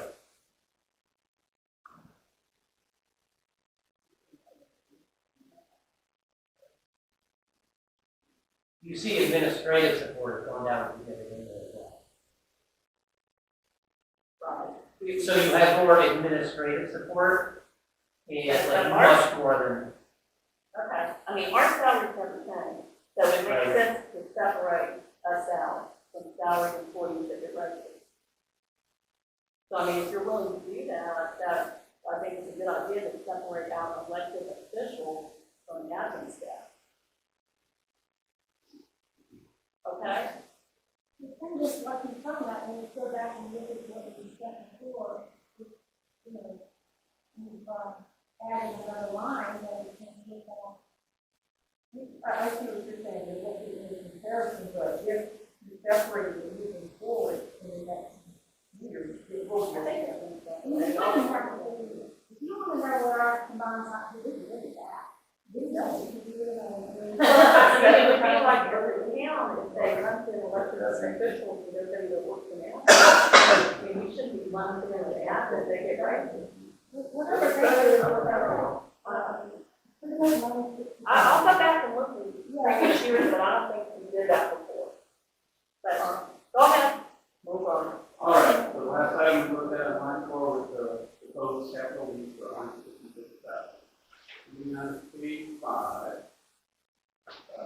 fire department, point out in the salary line, 50101, that's down a bit. We had promotion, we had retirement and promotion, which is not to be left there. That's why it's important, you have to see that for that, but then. All right, moving on to page 5. Moving to page 6, and I'd like to remind you that under vehicles, that 53604, the ladder trucks of 1.5 million, with machinery equipment, that the self-contained breathing apparatus for 625,000, their tax for 14,000, machines, so 8,900. The 9 AED, artificial, what is it? Automatic refrigerator. Okay. And, That's for each of the vehicles. Ours are very old. and, from October, and cutting device for $12,000. Turning over to page 7. The smaller budget of the department, go down to vehicles, the last line, so $55,755, including silver and pickup truck. The old one, undecided about selling or used. This is part of the blue, that we're looking at. Yeah, we have been notified by the state that we have gotten the truck Okay, so we're gonna buy them off state contract, they cannot tell us when they'll be here.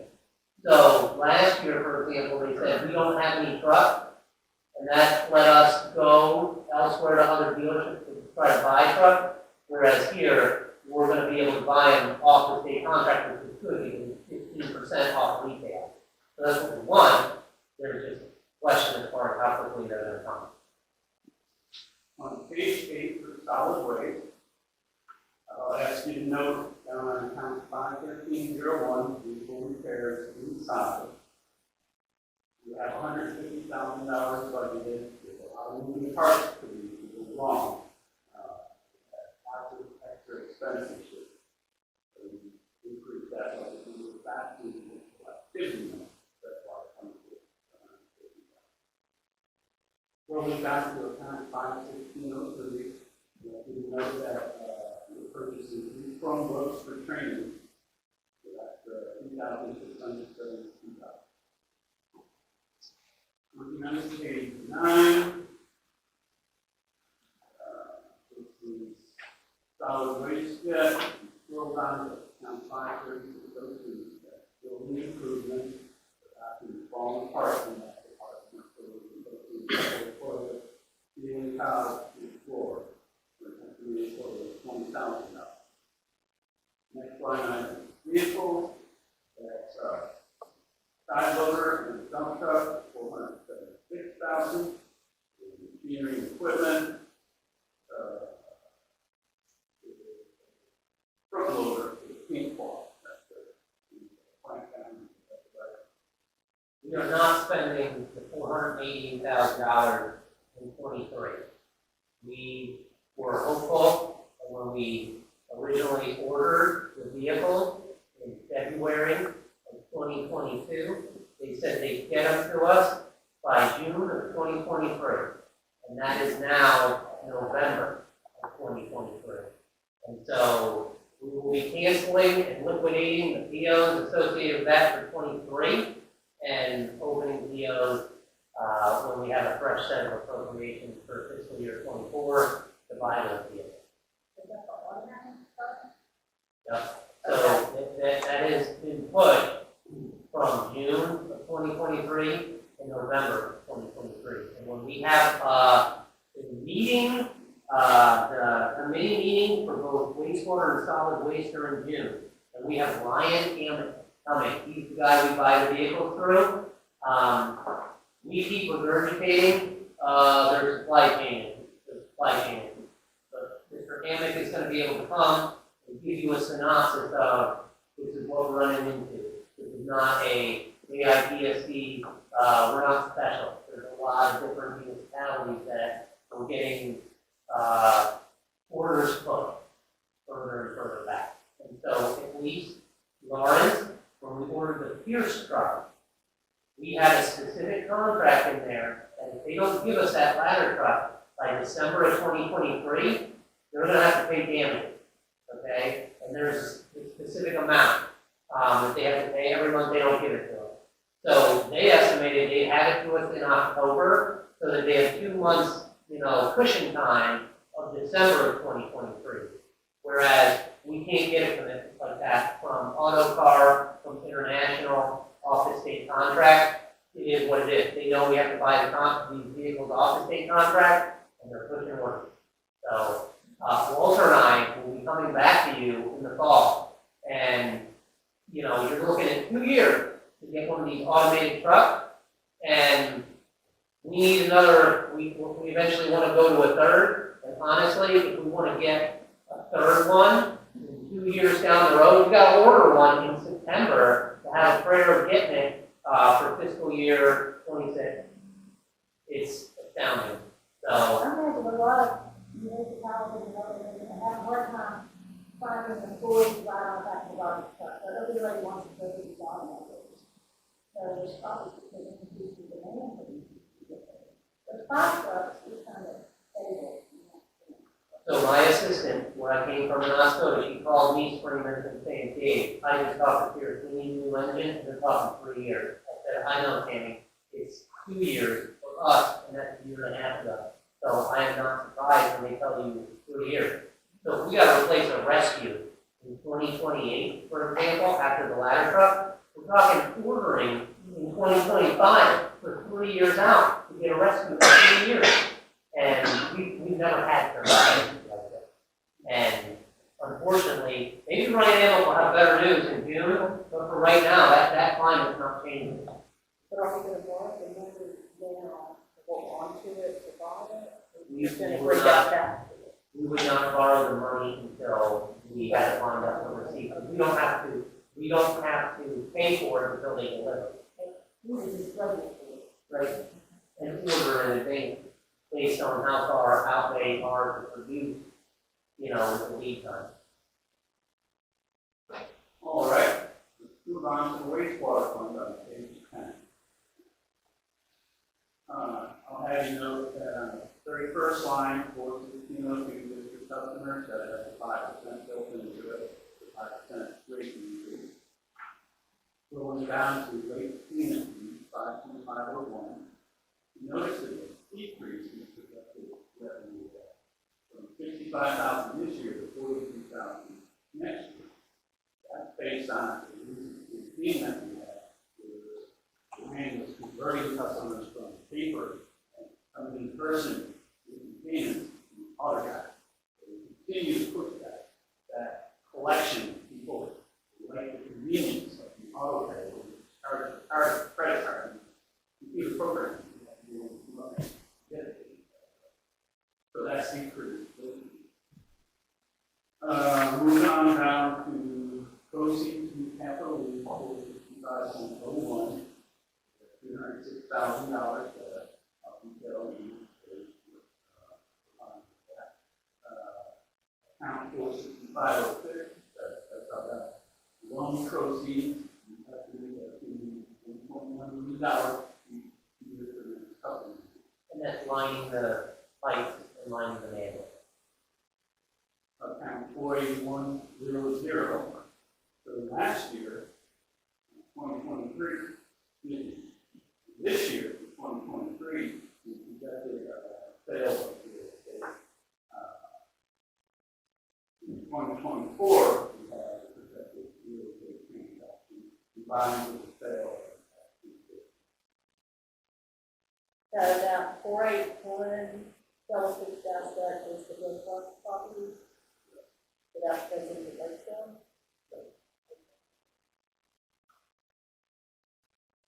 And then wastewater pays to get the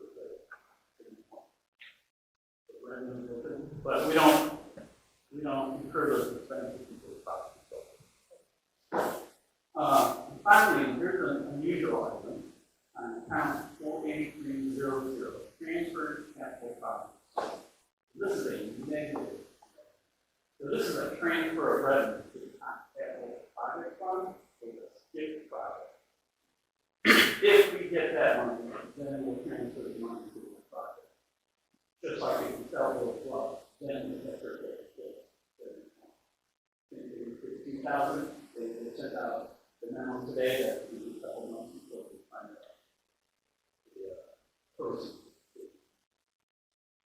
All right, pressing on, we look at the admin share of water, pressing on to page 11. So where is the commission mapped out? 02101, 50101, the first.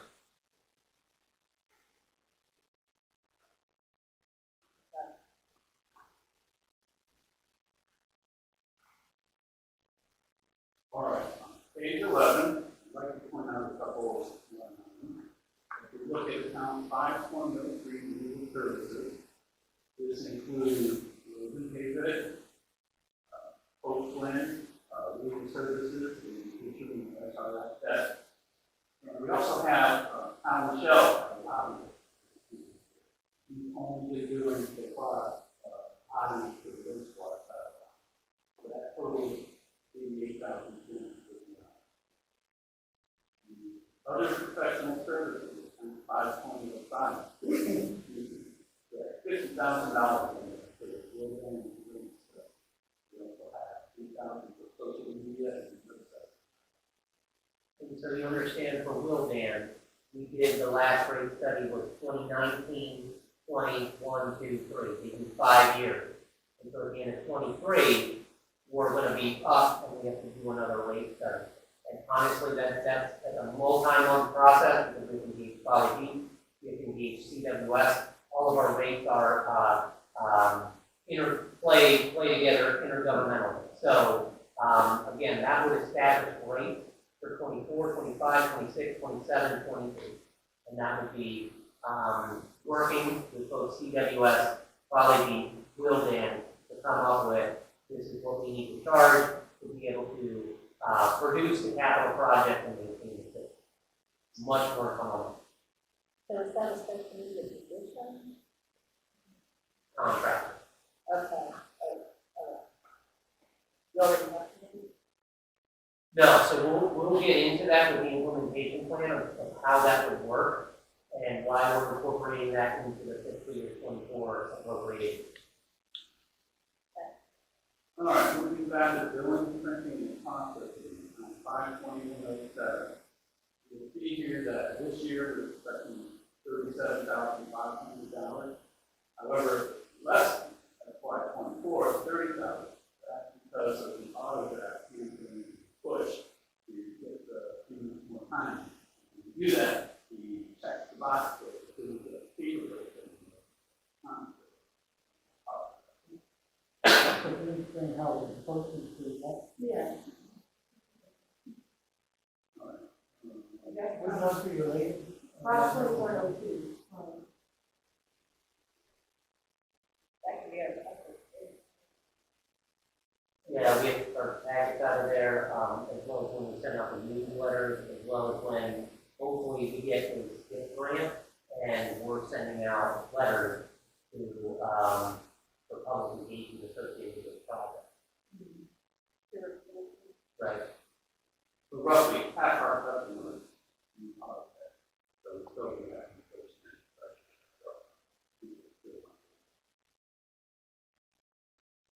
All right, pressing on down to building improvements on 3602. $1.5 million. That's the thing if you want to sell the property. Heating project that we need to do. That would also address the fuel tank. We have to address the fuel tank, and that's not it, it's when the back to And looking at, RSP1, credit card merchant fee from 80 to 105. So we just had an increase on Oh, they, the provider itself. that. Right. So, we have this auto pay, this electronic billing, receiving, and they get to increase service. That's a significant increase. Yeah. It was very large. Yeah. You want to look at possibly someone else? Well, we did not. That's pretty younger than we might do.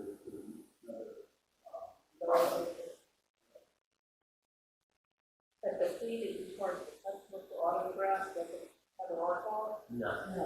We eat that fee right now. And the more auto pay we get, the higher that's gonna go, because the more volume they're gonna do.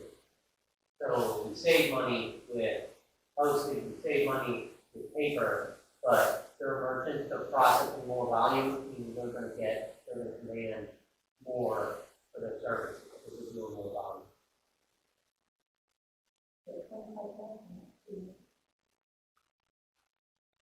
All right, and lastly, administration report, the bottom capital 2023, $7,500 for vested principal interest.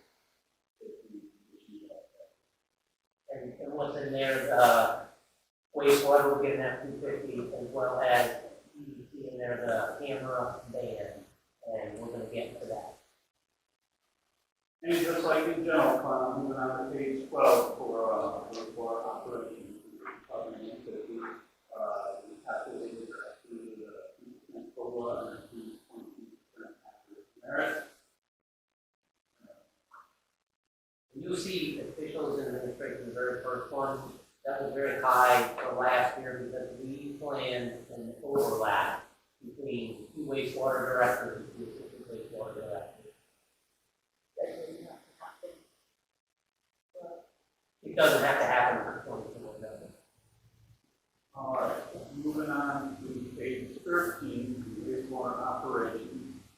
I'll ask you to look at account 53501, sewer treatment master meter. So, that's an estimate based on how and when they increase the rate to us. So, in FY 23 in middle column, we estimated 2.3 million, but it looks like it's going to turn into about 2 million. And it's hard to predict because there's I and I. I mean, infiltration in the sense, the wetter and the more rain you get, the more that's gonna be. And that's the investment into lining the pipes and lining the manholes to try to plug those holes and prevent water from getting into the system. But we had several years where it was very wet, and that meant to me that's the largest line item that you'll see in the budget, and that's where it is. Moving on to vehicles, 53604, we have budgeted F-250 for $55,000. Excuse me, TV truck for $250,000.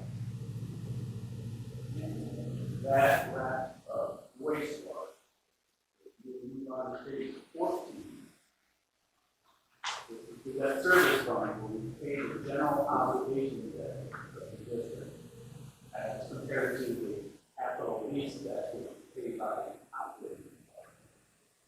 All right, so if you look at real property 3.1, in FY 23, projected 614,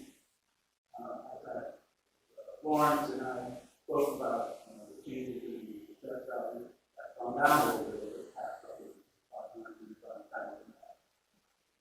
This is based on revenue collected through February. Through February, we had $596,000. So we scroll down to the administrative department 101, the last two lines, on 16, 17, the projected interest in principal, the paid for the beginning of the stock option classification. 16, 17. Yes.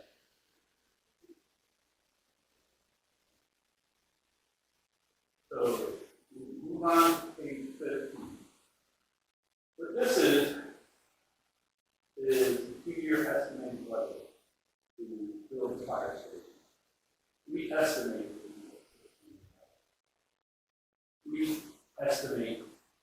bank services, debt issues costs, debt issues costs, legal fees, advertising, audit fees, and the ballpark with the engineering and the course around that. Don't know, the loan has been approved. We just don't know that part of it. Don't think that's approved.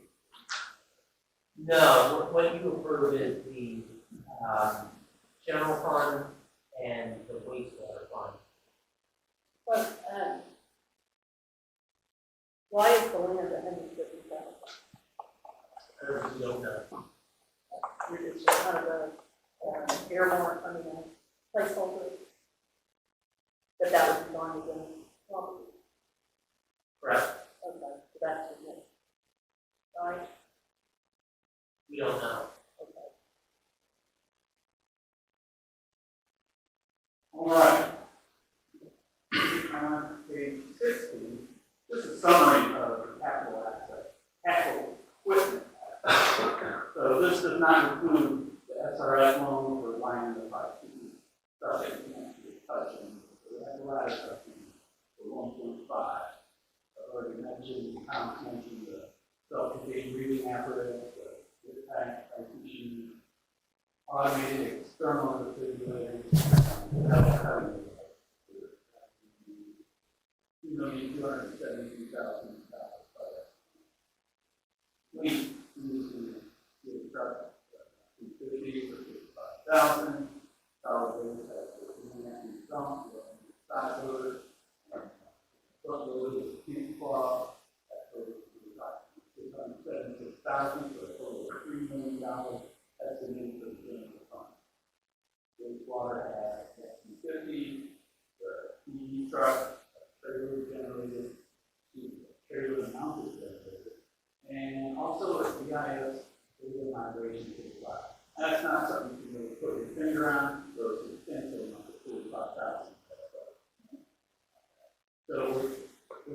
doing is currently we have GIS data stored locally. Every time we get a power outage, that's metal. The guys in the field don't have access to the information. Going to the cloud, you no longer dependent on this system. No, set to the public. So, this is efficient operation. All right, and in the back is the proposed resolution. And each one will reference down in the last paragraph, section 1. And 7 lines down, it references tax levy of 56.7 mils. That represents the 2 mil increase. And for the general fund, and 5.3 mils, no change to the debt service fund. So the millage for operating went from 54.7 to 56.7. That's the 2 mil proposed increase. So instead of the total of 60 mils, this resolution has 62 mils.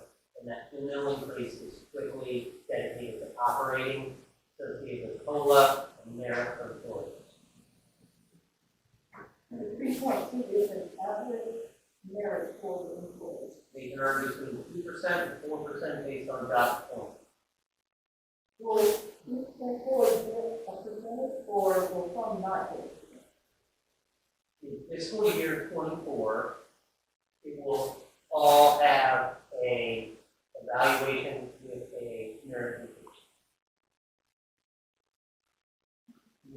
Increase of minimum and change as well. Minimum merit increase. So effectively, it's for that, well. It's a wage, yeah. And COLA. And some of that is annual on, the employees get an evaluation based on their annual anniversary. So some receive it before the COLA, some will receive it after the COLA, and that's what we have to model out. Is basically the timing of that, and it's either compounding the COLA or the full compound there. So all employees will get an evaluation. Correct. But on their anniversary, not the date, not the date first. Right, so we hired, I mean, I handwrite a card for each one. March is huge. March is like 14 employees. There's someone with only 2 or 3. And it was based on when they were hired or when they were promoted to a new position. That starts the anniversary over. Oh, it's not going to be a bigger increase. So it could be actually the new position as well. If we wanted to do an across the board, 4% rate, no merit rate for the next budget year, or, could you bring us what the impact would be on the budget? Give it that one. We could go up to $800,000. That's what we have. That's 6 and some change millage. It's $800,000 going back up to. But that's putting 6 mils instead of 2 mils.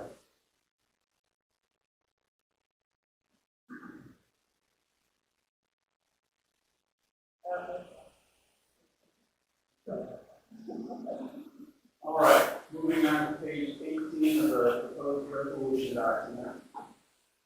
These are numbers we've already looked at. However, if you want to match them to the detail that we're going to go through to this page, you need to focus on the total one. So I'll show you one for example. So under the general fund column, total revenue for the employee is $12,531,000. You flip back to that general fund page, which would be page number 3. You will see at the bottom of the third column to the right, that $12,531,000. So it's a little bit of back and forth. One other item that I want to point out on page 19. This is the wastewater fund. You see the increase and decrease, the fund balance, $1.5 million. That's excluding depreciation. Depreciation is not money that's out the door on current accounting assessment based on prior years. So if you were to add the 1.9 million depreciation, creating capital outlay, you have a small deficit instead of 1.5.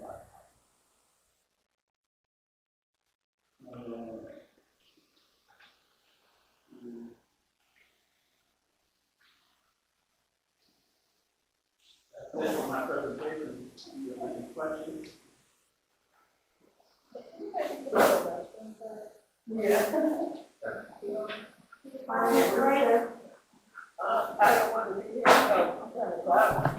Design process will be months-long process, and the district will need to competitively onboard a vendor to provide professional services associated with redesigning the website. So if, for example, the fiscal year budget, fiscal year 24 budget is approved by the commission next month at the regular meeting the 24th of April, the district administration will begin drafting an RFP and a professional services contract agreement for the legal team to review before posting that RFP on South Carolina Business Opportunity website. And that would be, May to generate responses back, formally interview vendors in June, to bring a recommendation to the commission at the end of June. And so we can successfully onboard a vendor, start spending money, fiscal year 24 appropriations begin the 1st of July 2023. So the plan, you'll remember last year in June, would be to onboard a website redesign vendor at the regular commission meeting on the 26th of June 2023. So you'll remember the third row on there is Zoom Bridge and live stream capability of the public meetings. As part of the implementation plan, it's directly related to the initiative of holding JIPSC Commission meetings in the training room of Fire Station Number 1. This initiative requires the installation of audio-visual equipment in the training room of Fire Station Number 1. So the Assistant District Manager and Deputy Chief Engelman have been working on this improvement initiative since October of 2021. That was the fiscal year 22 budget. We didn't have the appropriations approved in the budget, so we got started on pricing. And so due to the estimated project costing over $23,500 for equipment installation and staff training, the district obtained competitive pricing during the remainder of fiscal year 22. So then we incorporated the cost of that project into fiscal year 23, this year's budget, and ordered the equipment in July of 2023. So when we got the appropriation, we ordered the equipment. So due to the project being incorporated into the fiscal year 23 budget, so unfortunately, much like the struggles of the district is experiencing with obtaining vehicles and other equipment, Charleston Sound has received multiple notifications of audio-visual equipment being backordered. So Tampa continues to receive updates from Charleston Sound. At this point, Charleston Sound expects to receive all the equipment by the end of April 2023 next month. And as it's firmed up, Charleston Sound receives all the equipment for the project. We can schedule installation and staff training. So representatives from Charleston Sound will attend the first commission meeting to help train the staff. So this improvement initiative will enhance the ability of the commissioners, staff, consultants, and public to participate in JIPSC commission meetings and committee meetings electronically. When the commission meetings are live streamed, it also produces meeting recordings in a format that is much more easily uploaded onto YouTube. And the current process used to upload the meeting recordings onto YouTube is extremely antiquated. And that's why district administration is trying to address this improvement initiative as quickly as possible. So if you flip over and you look at the next row, the next set of rows in there, you'll see the fiscal year 24 improvement initiatives on the next page. The third at the bottom is hire human relations contractor, also incorporated in the fiscal year 24 budget. So it's a very similar situation as I previously went to onboard vendor, a human relations vendor to provide professional services during fiscal year 24. So if the commission approves the fiscal year 24 budget next month, the 24th of April, district administration will begin drafting an RFP and professional services contract to onboard a human relations contractor. There's an administrative committee meeting scheduled for Monday, the 11th of September, 2023. And the plan is to have the human relations contractor attend the September admin committee meeting with recommended changes to the district employee policy manual. Proposed language incorporated for the addition of the human relations contractor. So this time frame falls in line with the previous 3 revisions to the district's employee policy manual. It happened September of 2020, right before I started, September 2021, and then October of 2022. Members of the commission should note that the district legal team spent a considerable amount of time preparing the overhaul of the employee policy manual in September of 2022. So updating employee policy manual is not the only deliverable of the human relations contractor. Other deliverables will include training for all district employees, frontline supervisors, and the district leadership team. The idea would be to use the upgraded audio-visual equipment in the training room of Fire Station Number 1 to record these training sessions and be able to have newly hired employees as well as newly promoted supervisors view these training sessions in the future. So in addition to the deliverables included in the JIPSD employee policy manual and the employee training sessions, the human relations contractor will be tasked with developing an actionable diversity recruitment plan. I know I sound like a broken record, but it's the exercise of producing who is going to do what by when for that actionable diversity recruitment plan. So these deliverables will require the human relations contractor to develop trust and a positive working relationship with district employees, supervisors, and the leadership team. And if an employee has followed the chain of command and tried to address issues with his or her immediate supervisor and department director, the human relations contractor would also be a resource to objectively collaborate on resolution to employee situations that may arise in an on-demand capacity through the contract. This proposed method of onboarding a human relations contractor for fiscal year 24 will allow both the district employees as well as district administration to evaluate the improvement initiative. And again, this is prioritized as a fiscal year 24 improvement initiative to be addressed with these appropriations.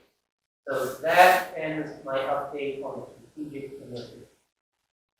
I have a question. So with this implementation plan, and I see it's color coded, Right. give us the details when it started or not started in progress. How often will we get an update on the progress? So that's kind of what I'm used to providing as far as a district manager report. I think that's a lot more information Yes. than a whole bunch of numbers for it. Okay, so you just give us an update on commission meeting? And what we're trying to do is then develop this based on the survey and the prioritization of the commission for 25, 26, 27, right? All those initiatives can't do everything all at once, and we can't get everything in the budget all at once, but this implementation plan kind of lays out who is going to do what by when. And then when I have a staff meeting monthly with the leadership team, we're going to talk about who's doing what by when. And so they already know, we've been voluntold, hey, these are the initiatives, this is what we're trying to accomplish, this is where we have the appropriation, this is where we put it in your operating budgets, now we go get it done. And then we're going to continue to do that, and the strategic plan helps drive the bus for the budget and the capital planning moving forward. Whereas we didn't have that component, and this is the component I'm used to seeing when operating a government entity.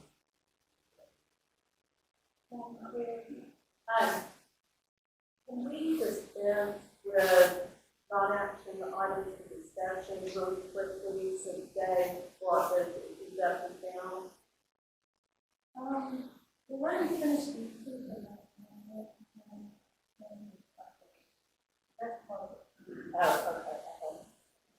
So that's the end of my strategic initiative, right? Now you have the district manager update. So we got a lot going on with Artillery Point. Wanted to thank Lawrence, give him props. He was hoping to make that partnership with CWS a possibility, shepherding the request through USDA. And for the benefit of Commissioners Cantrell and Laston, we had to obtain permission formally from USDA through a resolution that we could partner with CWS and actually help them steward Artillery Point and connect into our force main. So historically, we've not had a partnership like that. There has been historical conflict with that. And so Joe Marcinkus, myself, last Monday night, we attended the HOA, the Artillery Point HOA, as well at the Baxter Library. And so we kind of understood some of those challenges and actually got some pretty good tips on what to do or what not to do if we have to do a similar meeting with, say, Julian Clark up the Hill Road, Oak Point Road. And so it was very informative. It was well attended. Right now, to give you an update, the CWS is planning to go forward with that project. Right now, they have 47 homes, and they have 17 of the 47 committed to hooking in. Okay? CWS is different than us. Their equivalent of the wastewater resolution does not require tie-in. They can put the infrastructure in front of the residents.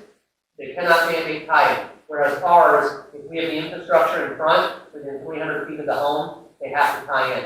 Okay? So they have a different type of process through a commitment. So 30 out of the 47 aren't sold yet. 17 have committed. That's enough for them to do that project. They have given those residents, 47 residents that have been affected, till the 30th of June to give them that commitment, and they can be part of the project. And if they're not committed to that project by the end of June, they are going, if they want to tie in later, it's going to cost a lot more money. They're working on individual CDBG grants. They are working with, used to be Health and Human Services, and now Palmetto PAC, to be able to provide grants associated with those impact fees and those tie-in fees. That's all income-based. So that's, they have 47 individual projects to be able to evaluate. But those 17 that are committed, they're beginning those conversations with that.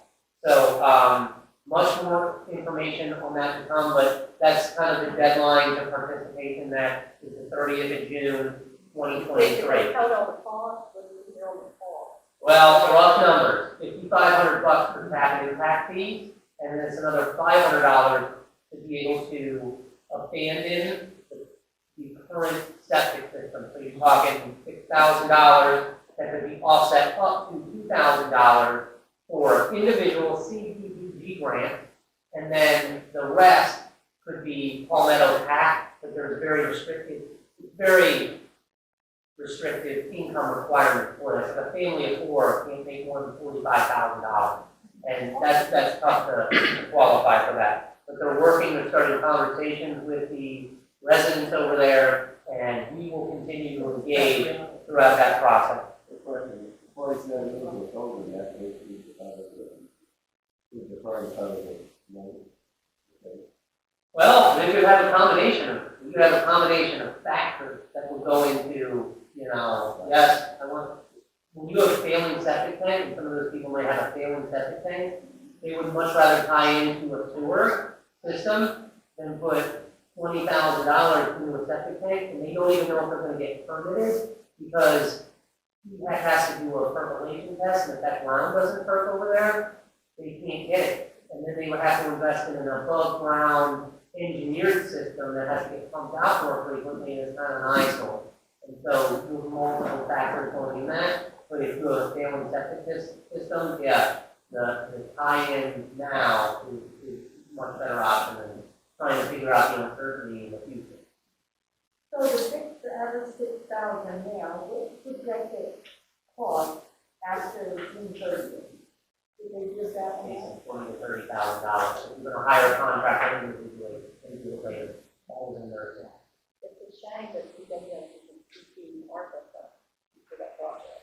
Right, and so this isn't a $10 million project.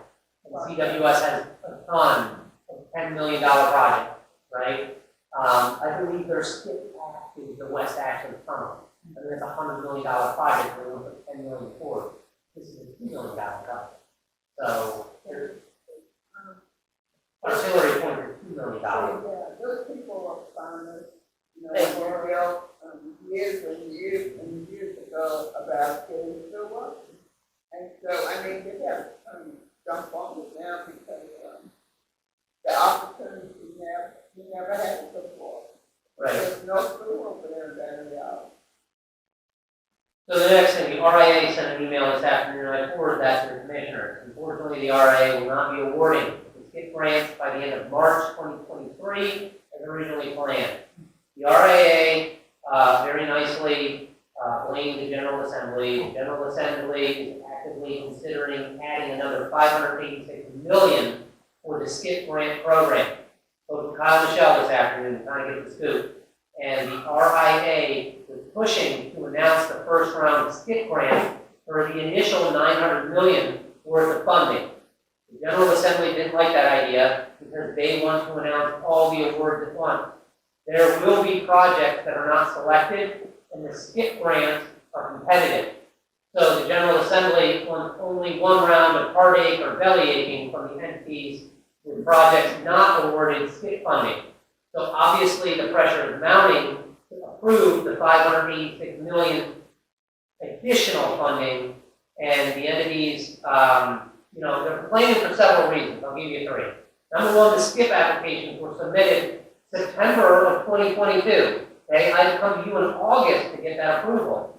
South Carolina is one of the last states to distribute the ARPA funding. The pandemic was 3 years ago. Okay. Number three, the deadline to get all the ARPA funding hasn't changed. The deadline remains Thursday, the 31st of December, 2026. We have to get the money spent. So that delay does not help the entity. So it's my understanding that the RIA knows what's going on, to be awarded the first $900 million, or with the additional $586 million. So I believe both sides are kind of frustrated, including the General Assembly, because everybody's patience is wearing thin. The RIA was ready to provide an update on the project last month, Monday, the 20th of February, for the Senate committee hearing. And instead, that turned into a plea for the General Assembly to move towards approving that extra $586 million additional funding. Here we are, a month later, it's still in the holding pattern. So we don't believe there will be a long delay between the General Assembly's approval of the additional 568 and the award, but they're not staying until they know the amount of money that they're awarding. So much more information to come when we hear from the RIA or when the General Assembly approves the additional funding. Emergency procurement for pump station number 18. All right, we can strike that 7C, we can strike it off the list. And I'm glad we're striking it off the list because originally I thought we were putting emergency procurement to work, section 3308 of the procurement ordinance. And so that states that it's over $50,000, I gotta come to you. And I was thinking, I gotta come to you. And you saw that quote for Hanson Construction in there. And we just today got a much better quote from Bishop and Sons, which is under $50,000, and I can make happen.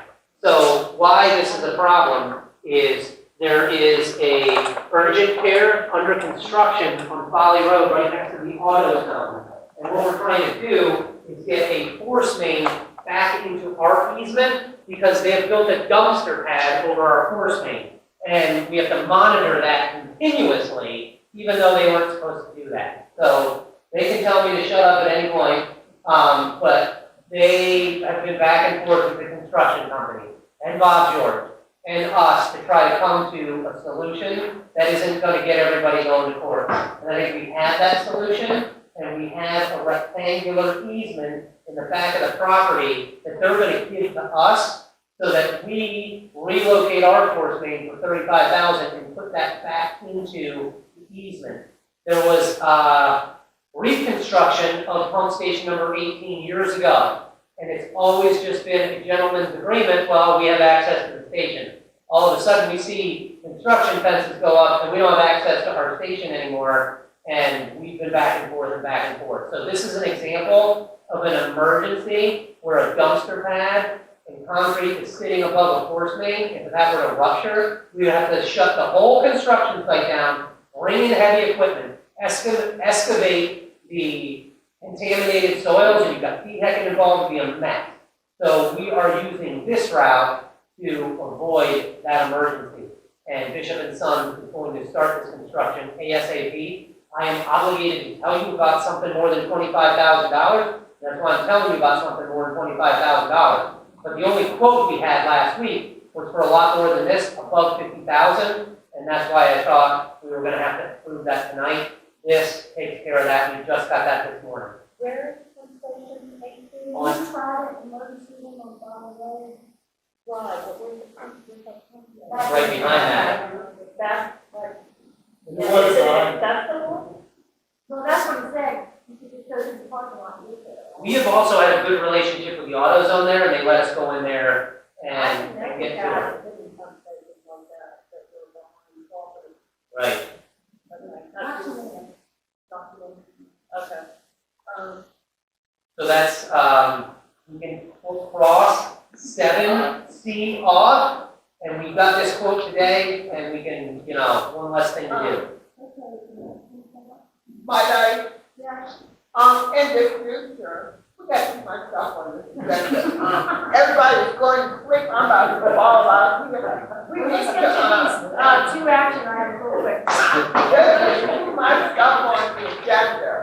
All right, number 7, we have 2 action items here. Staff recommends placing the capital lease resolution on the agenda for the full commission consideration at the next regular meeting. Want a motion, so maybe you got what I mean? Somebody say. All we're doing is putting it on the agenda. Right, I but see. just Okay. 2 for $3 million each for vehicles and equipment. So 3.2, you go back in the Ed's budget document. Oh, I'm sorry, 3.4, you go into there, he's got that detail of all the different items that are in that 3.4. This page 16 of Ed's budget document details all those items in the capital lease. None of that is a surprise. We've been talking about these and ordered these a while ago. So we have time for motion between the next one, next meeting to vote on it. We're just putting it on the agenda. So let's, have a roll call vote on that, please. Commissioner Robinson. Yes. Ms. Graham Pratt and Grant second. Commissioner Robinson. Yes. Commissioner Cantrell. Yes. Commissioner Clifford. Yes. Commissioner Grant. Yes. Commissioner Watson. Yes. Commissioner Wilson. Yes. Commissioner Wood. Yes. Motion carries. Item B, staff recommends publicly advertising and scheduling a public hearing for the JISP annual budget resolution at 6:30 Town Hall at the regular commission meeting on April 24th. I make a motion to approve. Second. Roll call. Roll call. Commissioner Renfro. Yes. Commissioner Cantrell. Yes. Commissioner Clifford. Yes. Commissioner Grant. Yes. Commissioner Watson. Yes. Commissioner Wilson. Yes. Commissioner Wood. Yes. Motion carries. Hey, Steve, what are you gonna do there? Well, I believe that Jay covered this in his plan for the next 12 to 18 months, correct? To get those things done. But what I think is really important is that if we're raising property taxes, if we're taking on a huge amount of debt, that we start being more transparent. And that's in our strategic plan. And there's no reason why we can't put the whole packet online now on the old website. County Dollar doesn't have an old website. They put 200-page budget and chapters on. There's no reason why we can't, building these live now. But if you've got a plan for it, and if that's what our officers feel like it's the best route to go, then I feel like we can work with the officers on that. That is too far off for my liking when we're raising taxes. massive amounts of debt, buying ladder trucks, building a new $6 million fire station, all in the next 24 to 36 months. So if it's me, I feel like that needs to be ASAP. But I would appreciate it personally if you would work with the officers on that, because I believe that we as a commission all do want one thing. So that's all I have to say, and I'm good with you working with them. If other people are amenable to that. Okay, that covers 8 and 9 here? Well, it covers 8, 9, and 10. Remember, Okay, so it's the package going online, it's live meetings on YouTube, and it's immediate posting of meetings. We have a huge budget, we have 10 million plus 12 million. The town has a $5 million budget, and they manage to do all that in this room. All these has a $10 million budget, they have licensing. All these people, no, I know it's real. This is important when you're raising taxes and when you're buying, you're doing major capital projects. To be more transparent, you have a plan for it, I appreciate that. So that covers 8, 9, and 10. Thank you. All right, executive session? I make a motion, is that a chair thing? Obviously, we, Do you need to do it? well,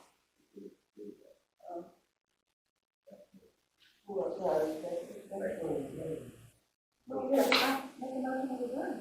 yeah, let's go. I said, okay, it's about annual evaluations being required. Remember, we discussed that, so I told, Dave to start doing that, he just told us it was the 2017. Okay, so even though it's not in the handbook, they still We're gonna have it, update that handbook, he just told us that too. but not until September. Well, he's gonna start doing it they before. can call and He's turn. been told us to do that. I know, that's enough.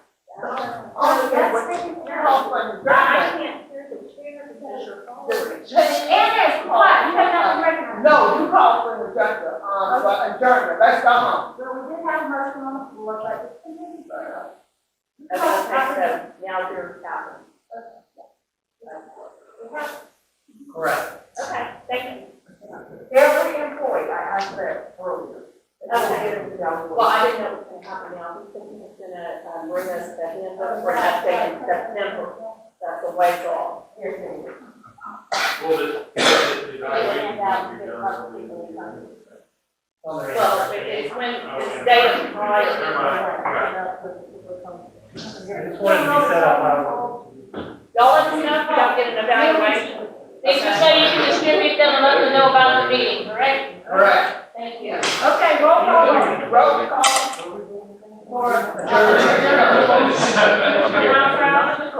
Yes. No, yes. yes. Commissioner Lassiter? Yes. Commissioner Miller? Yes. Commissioner Wood? Yes. I don't know.